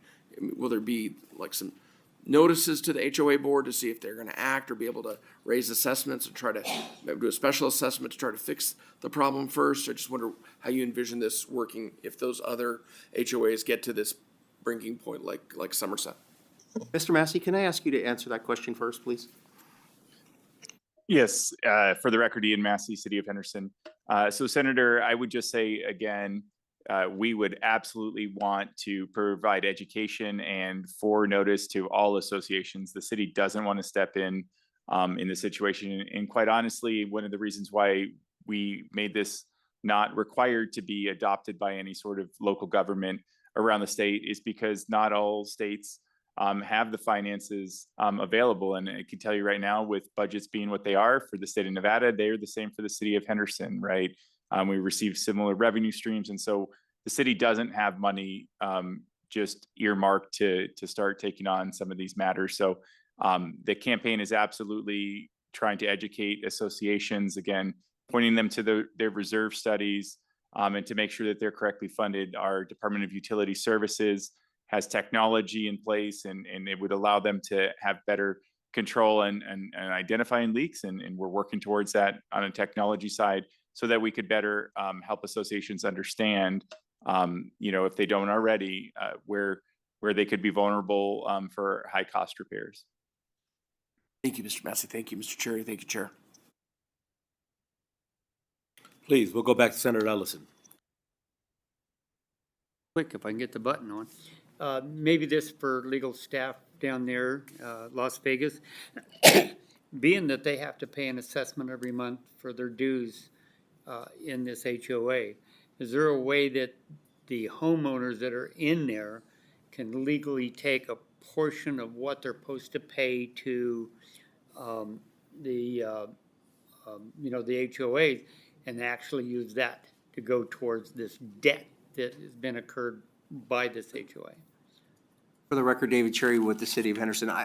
Senator, I'm going to go ahead and ask Mr. Gochner, our city attorney, to answer that question for you. Yeah, thank you. Thank you for the question. Wade Gochner, Assistant City Attorney for the City of Henderson, for the record. That would be a provision where you as the legislature might need to dig back into NRS Chapter 116 and common interest communities. I don't believe that there is a provision that would allow them to offset some of their HOA dues against a situation like we're talking here. And in fact, I don't know that that wouldn't be a little bit counterproductive, to be honest, because even aside from, let's assume that the city has stepped in and done a project and there is now assessments being paid over time by the residents and the owners of the particular units. The HOA still has ongoing operating costs. The HOA still has ongoing maintenance costs for other facilities, such as, perhaps they own the streets in the community. They got to make sure that they have reserves to maintain their streets, their sidewalks, their lighting, their landscaping, and other various things. So again, this bill is not addressing that particular issue. That might be something for a future bill. But right now, we are trying to just make sure that we give ourselves an available tool to try to help people where it's appropriate and provide the help that seems appropriate under the circumstances. So I hope that answers your question. It does. It just seems like to me the HOA didn't do their job to begin with. And they used the capital funds that they were getting, instead of putting it into something that was this serious and dangerous. So, I'm just looking outside the box, but, I understand what you're saying, but maybe that, down the road, we need to take a look at that. That, you know, they're paying dues right now to do this kind of maintenance. And it should be the HOA, whoever's run the HOA board, should be putting this, so much money back to where they can have repairs like this. That's my thought. Thank you. And if I may make one more comment, for the record, David Cherry, Government Affairs Manager for the City of Henderson, that just came to mind with this element of discussion. One thing we want the committee to know is in no way would the placement of one of these neighborhood improvement district projects onto an HOA take away any ability for that HOA to seek liability from, say, a contractor. So let's say they were in a situation where they had paid a contractor and the contractor had failed to perform the duties and repair the system or replace the system up to standard, and that was what caused the system to fail or whatever. They would still have the ability to go out and seek repayment. So we wouldn't want anybody to think that we're taking away any kind of a remedy for an HOA that ended up in a situation where it was through no fault of their own, the damage was done or a repair need to be made. So just a little side note I want to make for the committee. Thank you. Members, any additional comments, questions? Seeing none, thank you for walking us through all those different hypotheticals and questions. Appreciate you bringing your folk from Henderson as well. With that, we will invite those wishing to testify in support of Assembly Bill 10. If you could please come forward, Carson City or Las Vegas. Who's getting to the chair first? Who is it? Ooh, it was a tie. Welcome. Good afternoon, Chair Flores, Vice Chair Orenshaw, members of the committee. For the record, Jennifer Berthume, Government Affairs Manager at the Nevada Association of Counties, or NACO, whose members represent all 17 counties. We appreciate the City of Henderson bringing this bill forward and for the flexibility that it provides local governments to intervene in these certain instances of needed sewer and water projects. And for this reason, we support AB 10. Thank you. Thank you. Welcome. Good evening, Chair, Vice Chair, members of the committee. My name is Wesley Harper. I am I'm the Director of Government Affairs for the City of North Las Vegas. We are in support. Thank you. And thank you. Welcome. Good evening, Chair Flores, members of the committee. For the record, Nick Schneider, Director of Government Affairs for the Vegas Chamber. We are also here in support of AB 10 as it provides a backstop for maintaining our water and sewer infrastructure and could serve as a way to keep our citizens in their homes. Thank you so much. Thank you. Welcome. Good afternoon, Chair Flores, members of the committee. For the record, Kelly McNeil, Executive Director for the Nevada League of Cities. AB 10 is a prudent and necessary measure to empower local governments in protecting the welfare of residents within common interest communities. For this reason, the League supports AB 10. Thank you. Thank you. Welcome. Thank you, Chair. Committee members, Isaac Hardy representing the Urban Consortium, which is made up of Reno, Sparks, Henderson, Las Vegas, and North Las Vegas. Want to echo the support. Thank you. Thank you. Welcome. Chair Committee, Annalise Porter with the Las Vegas Valley Water District, here in support of AB 10. Thank you. Anybody else wishing to come forward? Seeing none, we'll go to the phone lines. Support testimony for Assembly Bill 10. Chair, your public line is open and working, but you have no callers at this time. Thank you. Next, we'll go to those wishing to testify in opposition to Assembly Bill 10. I see nobody in Carson City, but we do have somebody joining us in Las Vegas. Good afternoon. Welcome. Thank you, Senator, for the time. I'm going to try. My name is Mike Kozar, for the record, K-O-S-O-R. In my 2 minutes as allowed me, I'm going to try to counter what's been said here over the last hour in support of AB 10. I have provided you a letter. All of you should have a letter that I provided in opposition to this bill. And I do want to thank Mr. Cherry for spending a little time with me on 2 different occasions talking about the bill, but we appear to be at odds and unwilling to move. A little background. I moved into my HOA in Las Vegas 12 years ago, and I have a private sewer. When I'm talking about sewer now, we're talking about the connector lines from my house run through a private line that connects to a public entity's service capability. Okay. For the last 6 years, while serving on my board, I've tried to convey my private sewer line over to the county to make it public. That's been unsuccessful. Okay. There's a lot of problems with this, and the policy of allowing a developer to put in a private sewer in an HOA has been a known flawed policy for a long time. Since 2010, Clark County has not allowed that to occur. So what we're talking about here is a legacy problem, a problem that should not exist. And if it does, it should not be allowed to continue. To allow a public sewer in a private ownership to have a connect to a public sewer. There's all fraught with problems, and why that policy is flawed, and it's for a long time been known to be flawed. And what we now have is trying to fix a flawed public policy and place it on the HOA owners and make it their problem. If this bill is to pass, I provided you with 4 things that should go along with this bill if in fact you're inclined to pass it. Number 1, if you're going to fix the sewer and you're going to charge the homeowners, at least take the sewer back and make it public. Don't keep it private. Number 1. Number 2. And sir, we have hit the 2-minute mark, but please do give us your closing remarks. And I do want to let you know that everybody in the committee did in fact receive your letter. I did have an opportunity to go through it, and I do appreciate your comments. So any closing remark that you really want to hit now? It's just that the HOA can somehow take care of this and convey the sewers. My HOA has been at this for 8 years, and we cannot get that sewer conveyed because the county, the water district won't take it. They want a as-new sewer back from us, and there's the problem.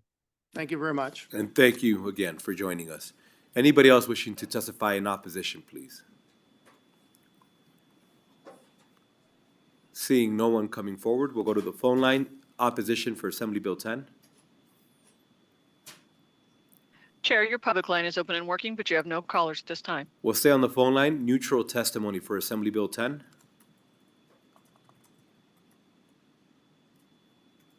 Chair, you have no callers at this time. Thank you. Anybody wishing to testify neutral, either in Carson City or Las Vegas? Seeing none. Any closing remarks?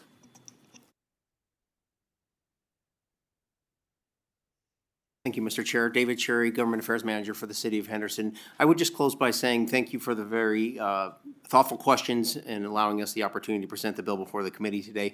We believe it's very narrowly tailored, only for situations where you have a water or sewer system privately owned by a common interest community. We think it's because it's permissive, it gives a tool at the discretion of the local governing body to use in a situation where these local governing bodies are going to be faced with some tough choices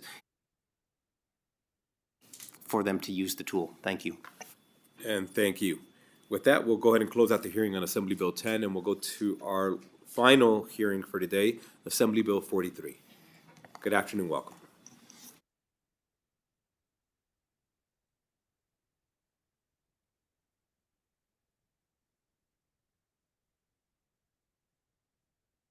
Good evening, Chair Flores and members of the Senate Government Affairs Committee. This is Joanna Jacob, JACOB, on behalf of Clark County. And with me at the table today is my colleague, John Advent. He is the Deputy Director of Clark County's Real Property Management Division, and we are going to present AB 43, which is a follow-up to a bill first passed in the 2021 session. We actually went through this committee, authorizing a pilot program for Clark County to try something known as job order contracting. That's a delivery method that is designed to help public agencies perform routine maintenance, repairs, other work needed to maintain our county buildings, our parks, community centers, fire stations, other public services. And that program and that bill is set to expire on June 30th, which is why we are here before you today, seeking to remove that sunset and to make this permanent. I want to quickly, because I know we're standing in the way of you and dinner. So just a little bit about why we did this bill is really the volume that we have to maintain in Clark County. And I would like to hand it over very, very quickly to Mr. Avent to talk about the work under his division and a little bit about what we're trying to maintain.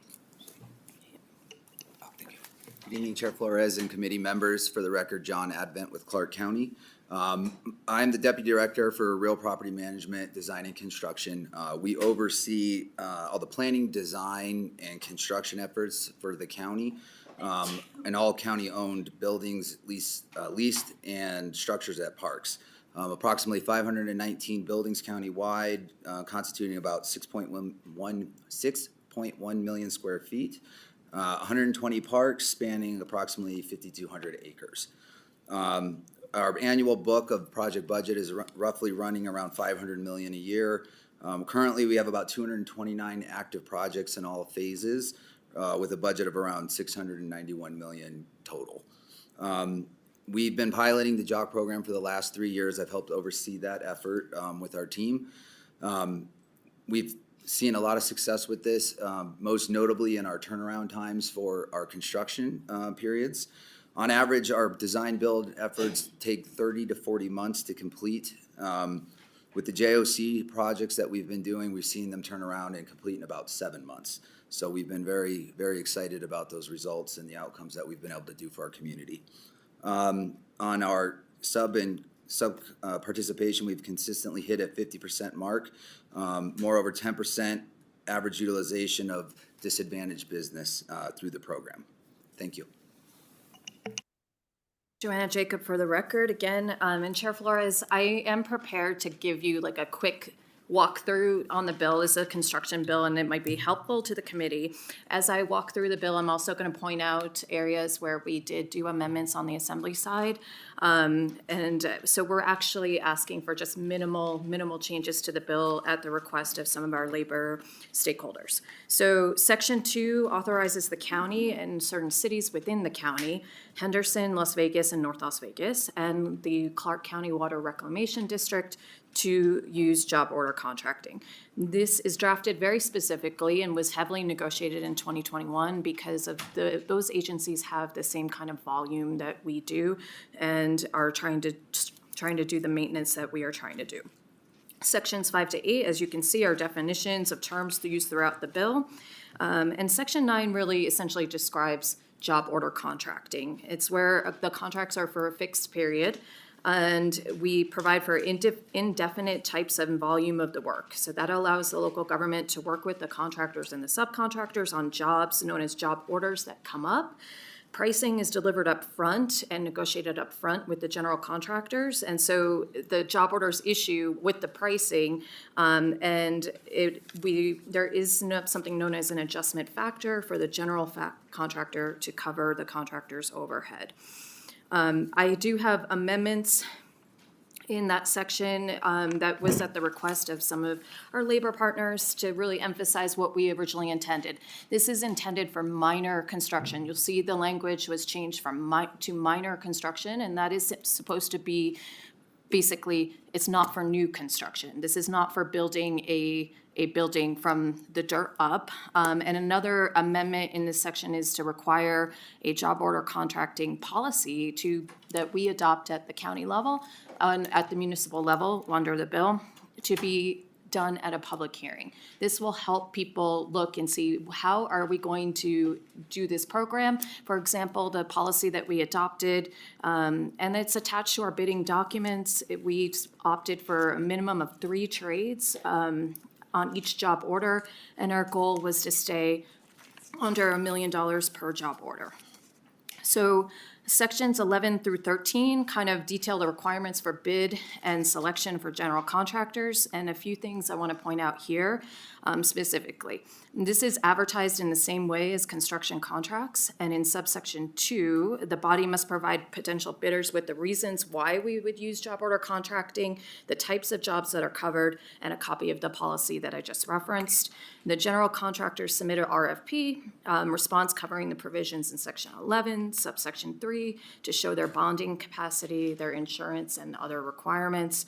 And we have incorporated the existing bidding preference available to local firms.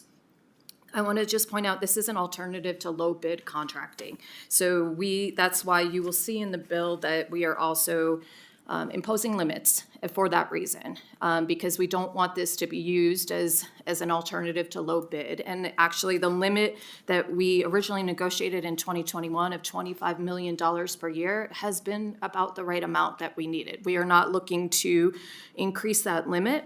We did write in the ability to wrap around unused funds only for 1 year, but this is not something that we have exceeded. Actually, to date, since we've started the program, we've put out a total of $36 million over the last 3 years. So we've been under that $25 million limit. And again, the goal was, it's really about volume and not dollar amount. So we are not looking to increase that. We also had negotiated, when we were working on this, a requirement that 50% of the work had to be subcontracted. And that was to address that this is not just us picking a general contractor and they're going to get all this work. We wanted to put the work out into the community, and we've hit the 50% subcontracting, as Mr. Avent noted. And I think that this was an important piece that was part of the discussion on this bill, is we also added in the protections for that a general contractor will not self-perform work that requires a specialty license. So that is important for plumbers, pipe fitters with specialty license for plumbing and HVAC. That's in section 14, fire protection. That work is getting subcontracted out. And we also incorporated the NRS 338 protections in place on contractor qualifications, subcontractor substitution, and this program will be under the jurisdiction, as in other construction contracts, of the Labor Commissioner for wage and hour provisions. We have done reporting in section 16. We did it during the pilot, and we will continue to do the reporting. We have the reporting requirements. They are quarterly reports to our Board of County Commissioners or to the City Council if it was a municipality. And then we give the copies to the Legislative Commission and to the Legislature. We did add an amendment in the Assembly to this to add to the reporting requirement, and that was at the request of some of our labor partners. We will list the jobs that are about to come up in the next quarter. That helps us with the outreach to subcontractors, and so people know what is coming, and they can contact us if they are interested in this work. So I want to emphasize in my final comments, and you may be wondering, if you were not in the body in 2021, why this is only for Southern Nevada. This was heavily negotiated and is not applicable to Northern Nevada at their request.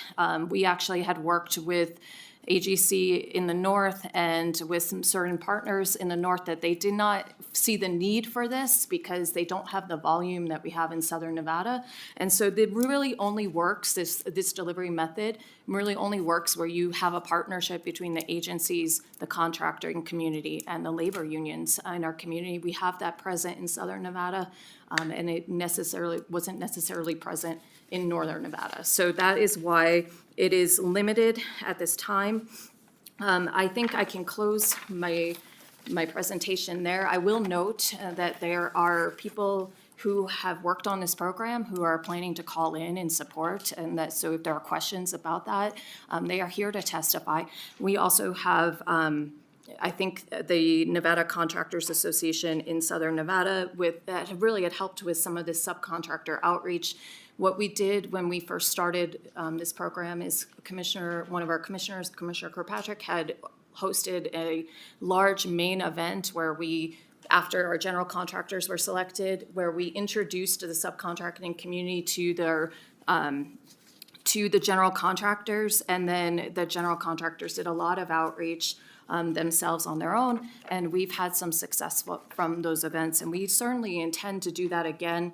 What will happen should this bill go forward is that we will be putting this out for rebid because I guess the contract had been expired because of the pilot project, so we will be putting this out for rebid and intend to continue to do that outreach. And that concludes my presentation, Chair Flores, and we can stand for questions. Thank you for walking us through that. Members, questions? We'll start off with Senator Ellison, and then we'll move over to Senator Neal. Yeah, I'm tired, so my brain's not working. The money that's coming into this, does it come in the state or does it come to the city? And then it's funneled out to you guys? How do you receive your money, your funding? So this would follow any typical CIP capital improvement project budgeting. Sir, I apologize to interrupt. If I could have you state your name for the record, please. For the record, John Advent, Clark County. I apologize. So it would follow any typical county budgeting process. So we have our annual CIP budgets that come out. Those buckets of funding are allocated for different types of projects.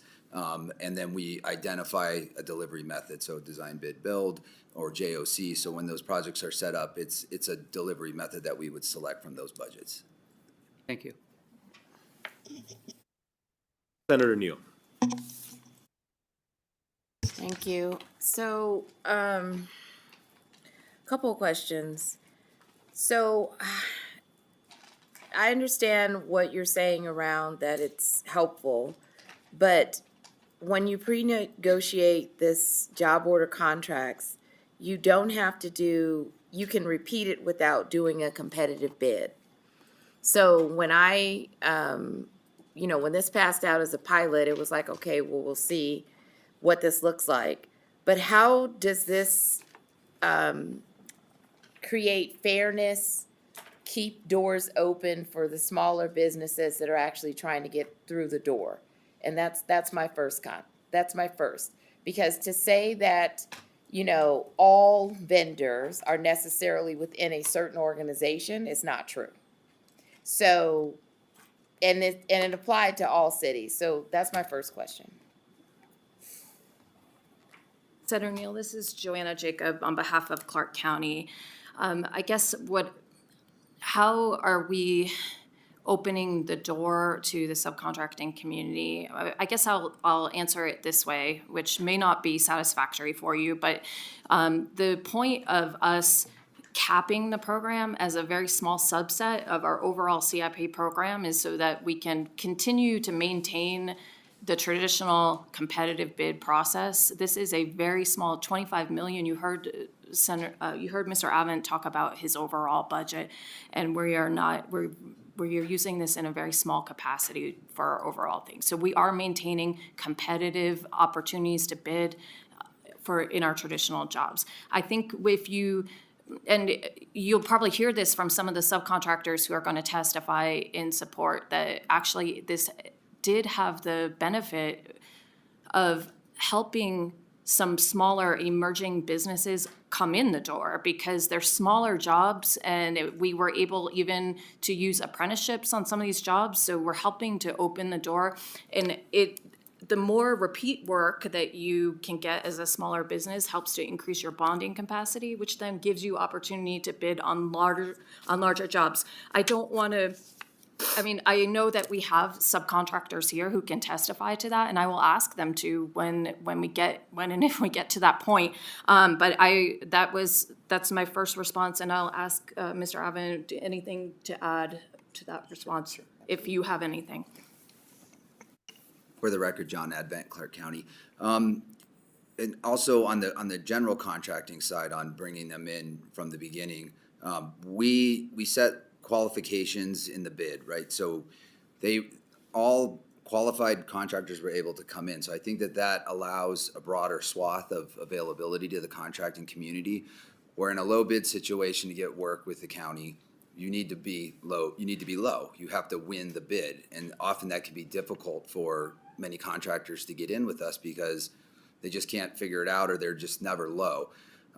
With the JOC, it's a qualification-based kind of situation where they meet those quals and they meet the requirements.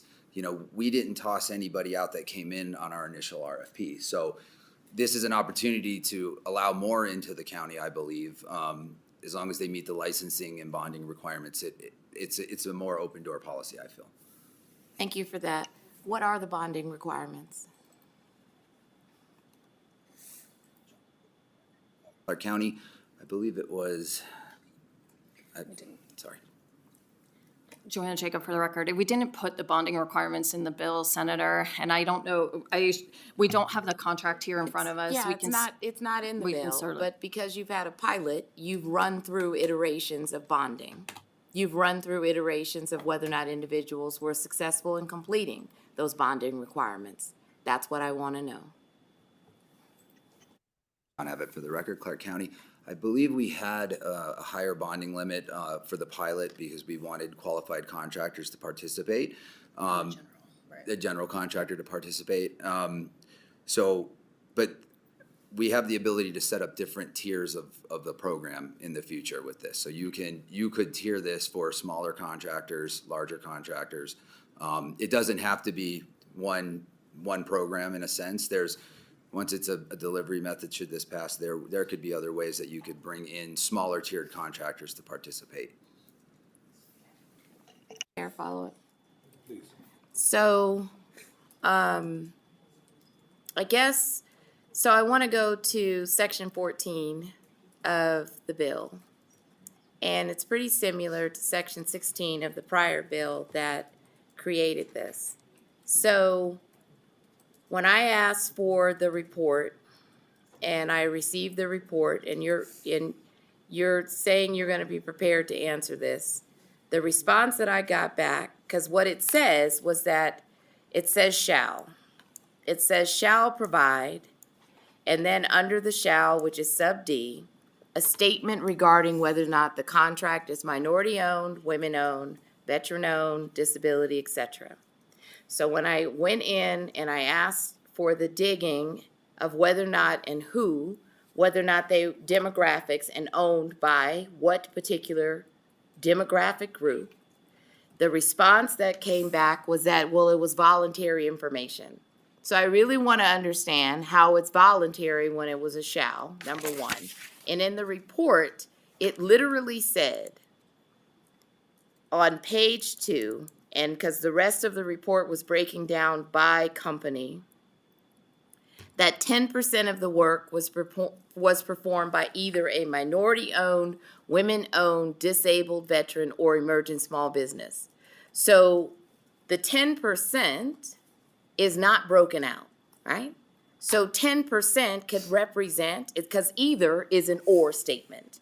So either it was a minority, or it was a woman, or it was a disabled, or it was an emerging small business. Why do I care about this? Since I've been in this building, I've been focused on equity and trying to make sure contractors of color get their foot in the door. So when I see contracts or programs that basically allow someone not to do a competitive bid and you can potentially retain that contract for 3 to 5 years, yes, it is a stepping stone.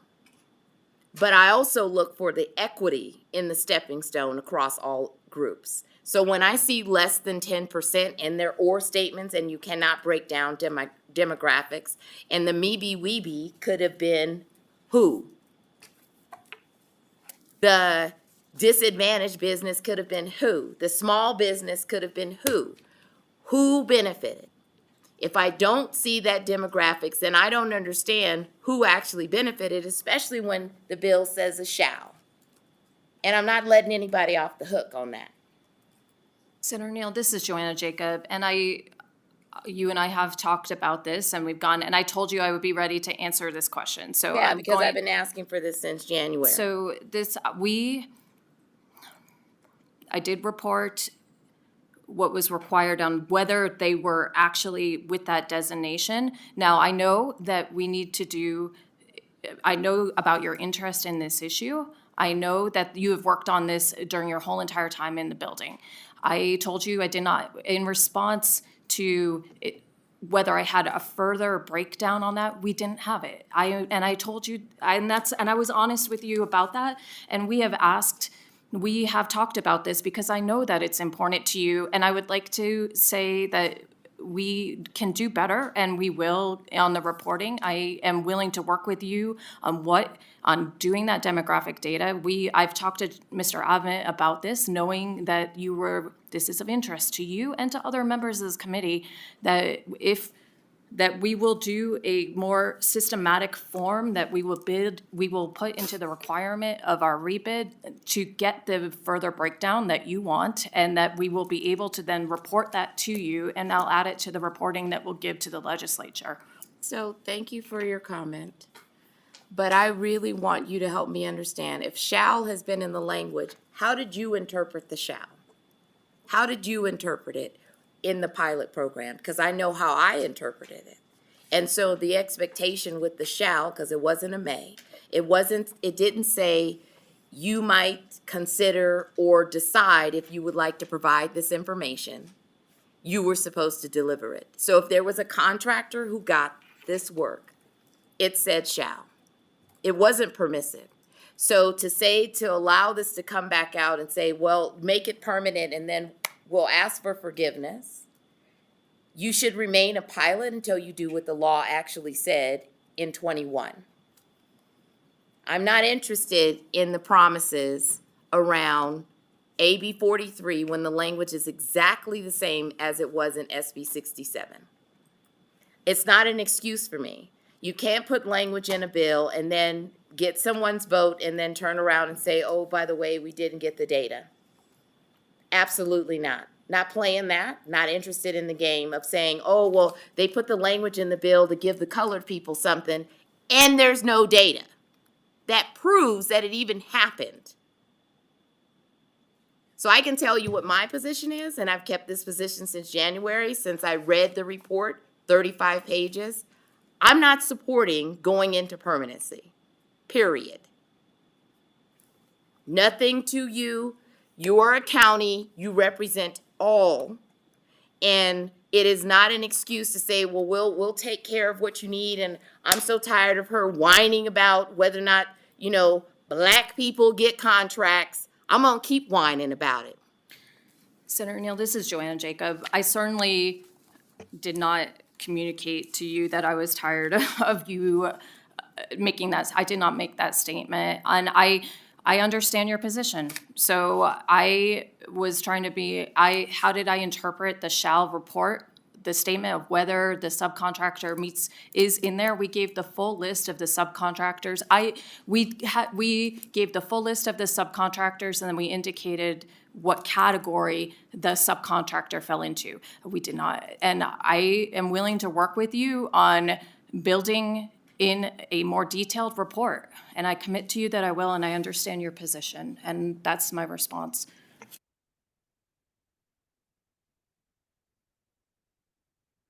Excuse me, members, any additional questions or comments?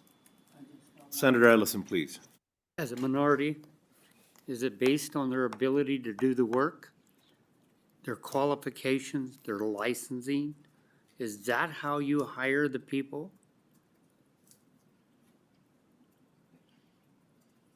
Senator Ellison, this is Joanna Jacob for the record. Yes, we can go through with the appropriate criteria for subcontractor whatever you do selection. to try to get whoever's qualified, is that not correct? Excuse me. I don't care if they're Spanish, Chinese, black, white, whatever. It's got to be fair across the board, but it's got to be still based on their license and their ability to do the job. You can't have somebody come off the street and say, I want to be a pipe fitter, or I'm an electrician, but I've never done it. I don't have a license, but I'll get one. You can't do that. So I agree, and we're trying to do everything fair, and I think you guys have been fair. I hate to be sarcastic, but the problem is that you guys have got a short period of time. You got very little money to work with. I know you've got lights to hang, you've got air conditioners to work on, you got windows, you got so much to do in your projects, but yet it's still got to be who's the most qualified. And I don't care, it could be a moose, it could be Rocky the squirrel, I don't care, whoever's qualified, period. And I'll add John Advent, Clark County for the record. Yes, and I would agree with you, sir. It is qualification-based. We encourage the contractors to reach out, to network, to try to bring in disadvantaged businesses to participate. And we attempted to report that participation as best we could. And I would add that under our predominant delivery method, design, bid, build, there is no method to ensure that that is given to disadvantaged businesses, right? It is a low bid, license-based delivery method. So it is, that gives us no opportunity under that. We bid the scope of work per plans and specs. The contractors bid it, and they are awarded based on a low bid. Under this method, it at least gives us the opportunity to work with contractors for outreach, to bring in a diverse group of subcontractors and allow them to participate. So I would argue that it gives us a little more flexibility in that realm to work with the subcontracting community and to be able to outreach and help in that area. And I've seen a lot of the apprenticeship programs out of Las Vegas that skips ahead of, is some of the best subcontractors you can get. So, you know, they got qualifications, they got skills, they got everything. But there's still a mix of everybody that's in there. Senator Elson, Joanna Jacob for the record, if I could just briefly respond. This issue is important to Senator Neal, and I have committed to her to that we will do increased reporting on this, and that's amazing. The intent of this bill in the low budget that we were doing was to ensure that we can keep the bathrooms occupied, the splash pads operating, repair wind damage on the tennis courts, all of the things that are important to our constituents, and that was the intent of our bill. And that is really, I want to just say that I want to really reinforce that was the difference in the time that Mr. Avon talked about it might take 30 months for things to work their way through our shop to repair a bathroom or to fix these things because you're sitting in front of new construction. That's time lost in services available to our constituents, and that is really what we're trying to do. We are just trying to maintain and keep the services open and well maintained for the entire valley. Thank you. Senator Neal. Have a comment. So I am in no way saying that a person should get a bid or a job under this bill that is not qualified. That's not what I'm saying. I have never pushed that. I have always pushed just the same way as everyone else, trying to figure out how do we make the bonding requirements work for folks that have the experience but could not get in the door.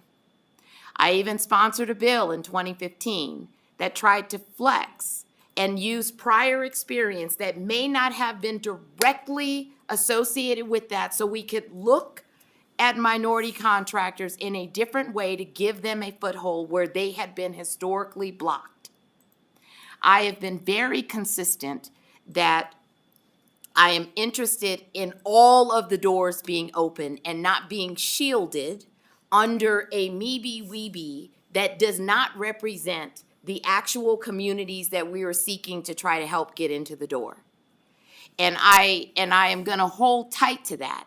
And so I feel like every time we bring up Black people, or if I was to say, well, I try to get Latino in, it's seen differently. As if somehow I'm trying to give the welfare contract to a Black contractor or to a Latino contractor or to a Filipino contractor. That is not what I am seeking. What I am seeking is equity. I'm seeking fairness. And we can always say that, you know, we always want to do it. And the point is, in the actual language, it was a shall. It wasn't we gonna make it up. It wasn't gonna be we find out on Tuesday. It wasn't that, oh, well, the data wasn't been reported. Well, in the pilot, it should have been reported. That is my issue. And I respect my colleague that's on here, but I have never purported to put someone up who doesn't have the skill set. And if they were to ever even come to me and say, hey, you know, I couldn't get this job and I found out that they weren't even qualified, I would chew them out and say, how dare you put me out like that? Because I actually have done that. A person who came to me and said, you know, oh, the contractors board, they somehow, you know, they discriminated against me. And then I found out that what they did was lie. And you know what I did? In front of the contractor's board administrator and their attorney said, the next time you call me, you better call me with the truth. And do not ever put me in a situation where you're lying and trying to make up something because you want to do this woe is me Negro song and dance, because they only operate on truth and whether or not you're eligible to do the work, period. And so all of this, you know, I know we're in this framework where, you know, everybody's just like, oh my God, you know, the colored people are always trying to ask for something and they don't really have the qualifications. They've had qualifications and haven't been able to get into the door. And I see this bill as something that could potentially help, but when I don't see the data that had the shall, I am losing faith that we are actually trying to operate on that, and that we put language in bills and say, you know what, I tried to satisfy Senator Neal in 21, and then I'm still not satisfied. And we're still talking about whether or not I'm gonna be satisfied. And it's 2025. I don't want to be tokened. I want the law as it was written to be followed. That's it. Senator Neal, this is Joanna Jacob. Understood. And I just hope that when we get to testimony on this bill, that you will listen to some of the testimony, because we have two subcontractors who are going to testify about how this helped them to grow their business, to increase their capacity to work with Clark County. And hopefully they will include that in their testimony, so that I would like you to please consider that testimony that will come on the bill. And we did this amendment to add this reporting in the assembly. Last time, I would try to be honest with you, we believed that we complied because we provided a statement of the categories. What I hear from you is that the categories aren't enough. And I have said to you, I am committed to work with you on if we need to increase the reporting or change the reporting structure, I will do that. Thank you. Members, I don't think we have any additional questions or comments. Thank you again for the presentation. I'm going to invite you to sit back. At this time, I'd like to invite those wishing to testify in support of Assembly Bill 43, either in Carson City or Las Vegas. If you could please come forward.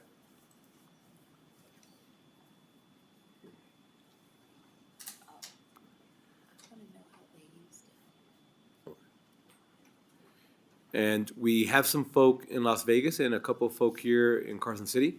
If you don't mind, we'll start with Las Vegas and then we'll come back to Carson. Good afternoon. Welcome in Las Vegas.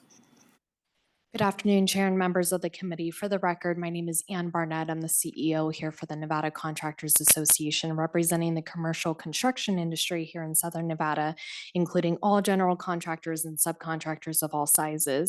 We strongly support AB 43. Job order contracting has proven to be an effective, efficient tool for Clark County to meet ongoing construction and maintenance needs, especially for our smaller critical projects that keep public facilities running. This program has also directly advanced our goal of supporting a diverse contractor community. At NCA, we have a diverse contractors council that has created one of the strongest pipelines in the state, and Clark County has been a true partner in helping these businesses leverage their certifications and win work. I also want to take a moment to acknowledge and thank the subcontractors who stayed through the whole hearing today to share their own stories. Their dedication to this program and the opportunities it has created speaks volumes about its impact. Making this program permanent means small and diverse contractors will continue to access consistent opportunities, grow their businesses, and build capacity to take on larger public works projects over time. We respectfully urge your support. Thank you. And thank you for joining us. Good afternoon, Chair and members of the committee. Thank you for the opportunity to testify in support of Assembly Bill 43. My name is Thomas Moore, and my parents, Taisha and Thomas Moore, are the owners of G3 Electrical, a small and diverse electrical contracting business in Nevada. Our company has been able to participate in job order contracting and has had the privilege of training apprentices on every single one of those projects. AB 43 is a critical step towards ensuring the efficiency and sustainability of public works contracting in Nevada. By removing the sunset provision and making the job order contracting program permanent, the bill provides stability and predictability for small and diverse contractors like us, allowing us to plan for future work opportunities with confidence. The job order contracting process streamlines procurement for essential maintenance, repair, and minor contracting projects.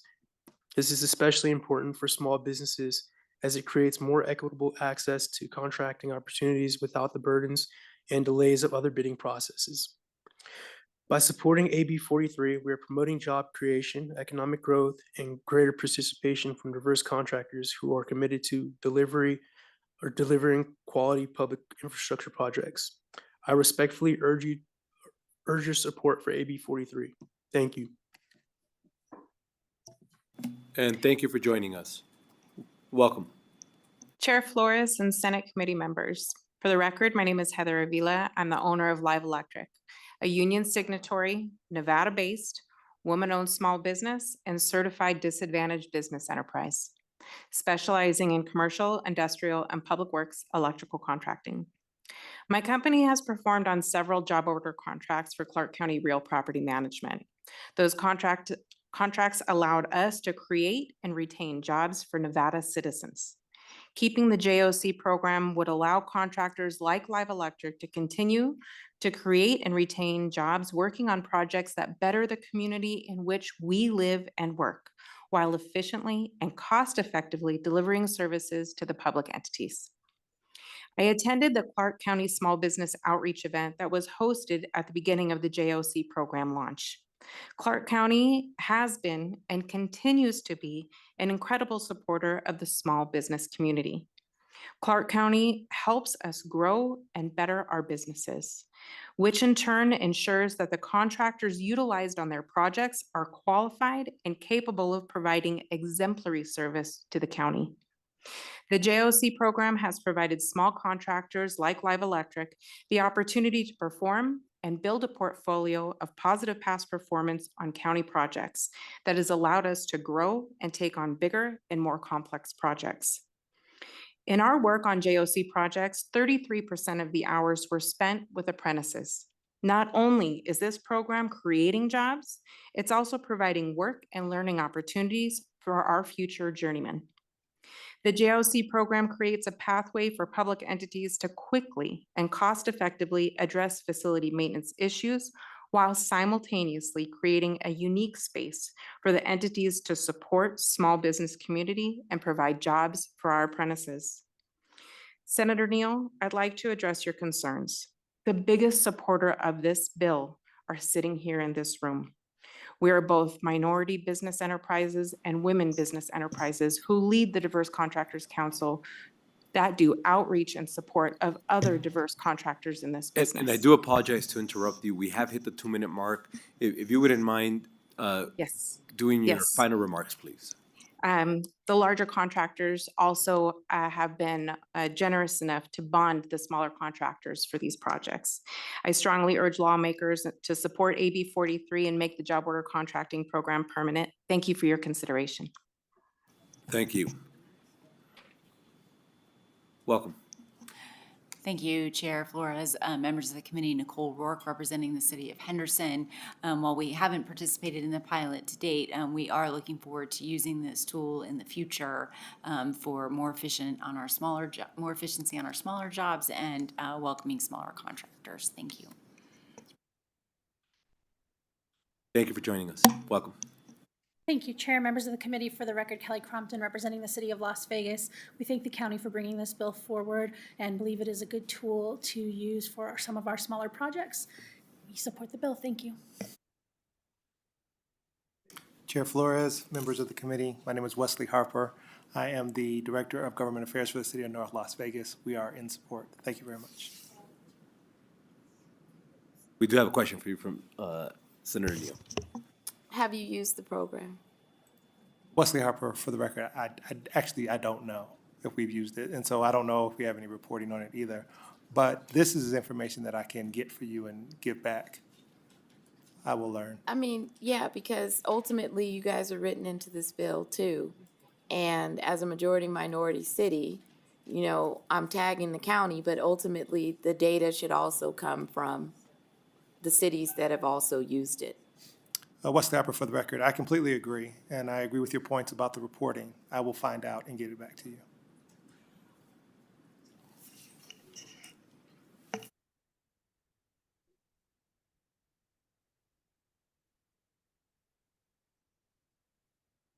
Thank you again.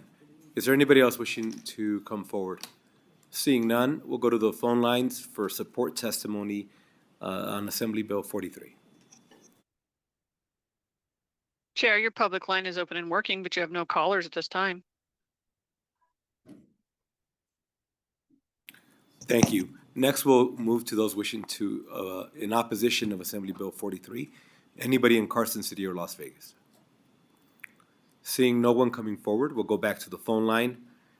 Do we have anybody wishing to join us in opposition to Assembly Bill 43?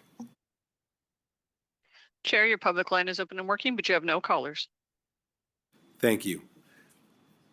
And next, we'll stay on the phone line. Anybody wishing to testify in the neutral position to Assembly Bill 43? You currently have no callers at this time. Thank you. And we'll come to Carson City or Las Vegas for neutral testimony. Seeing none, we'll go back to our bill presenters. Any closing remarks? All right, thank you again for joining us. And with that, we'll go ahead and close out the hearing on Assembly Bill 43. Last item on the agenda is public comment. Anybody wishing to join us for public comment, Carson City or Las Vegas? Seeing no one coming forward, we'll go to the phone lines. Chair, your public line is open and working, but you have no callers at this time.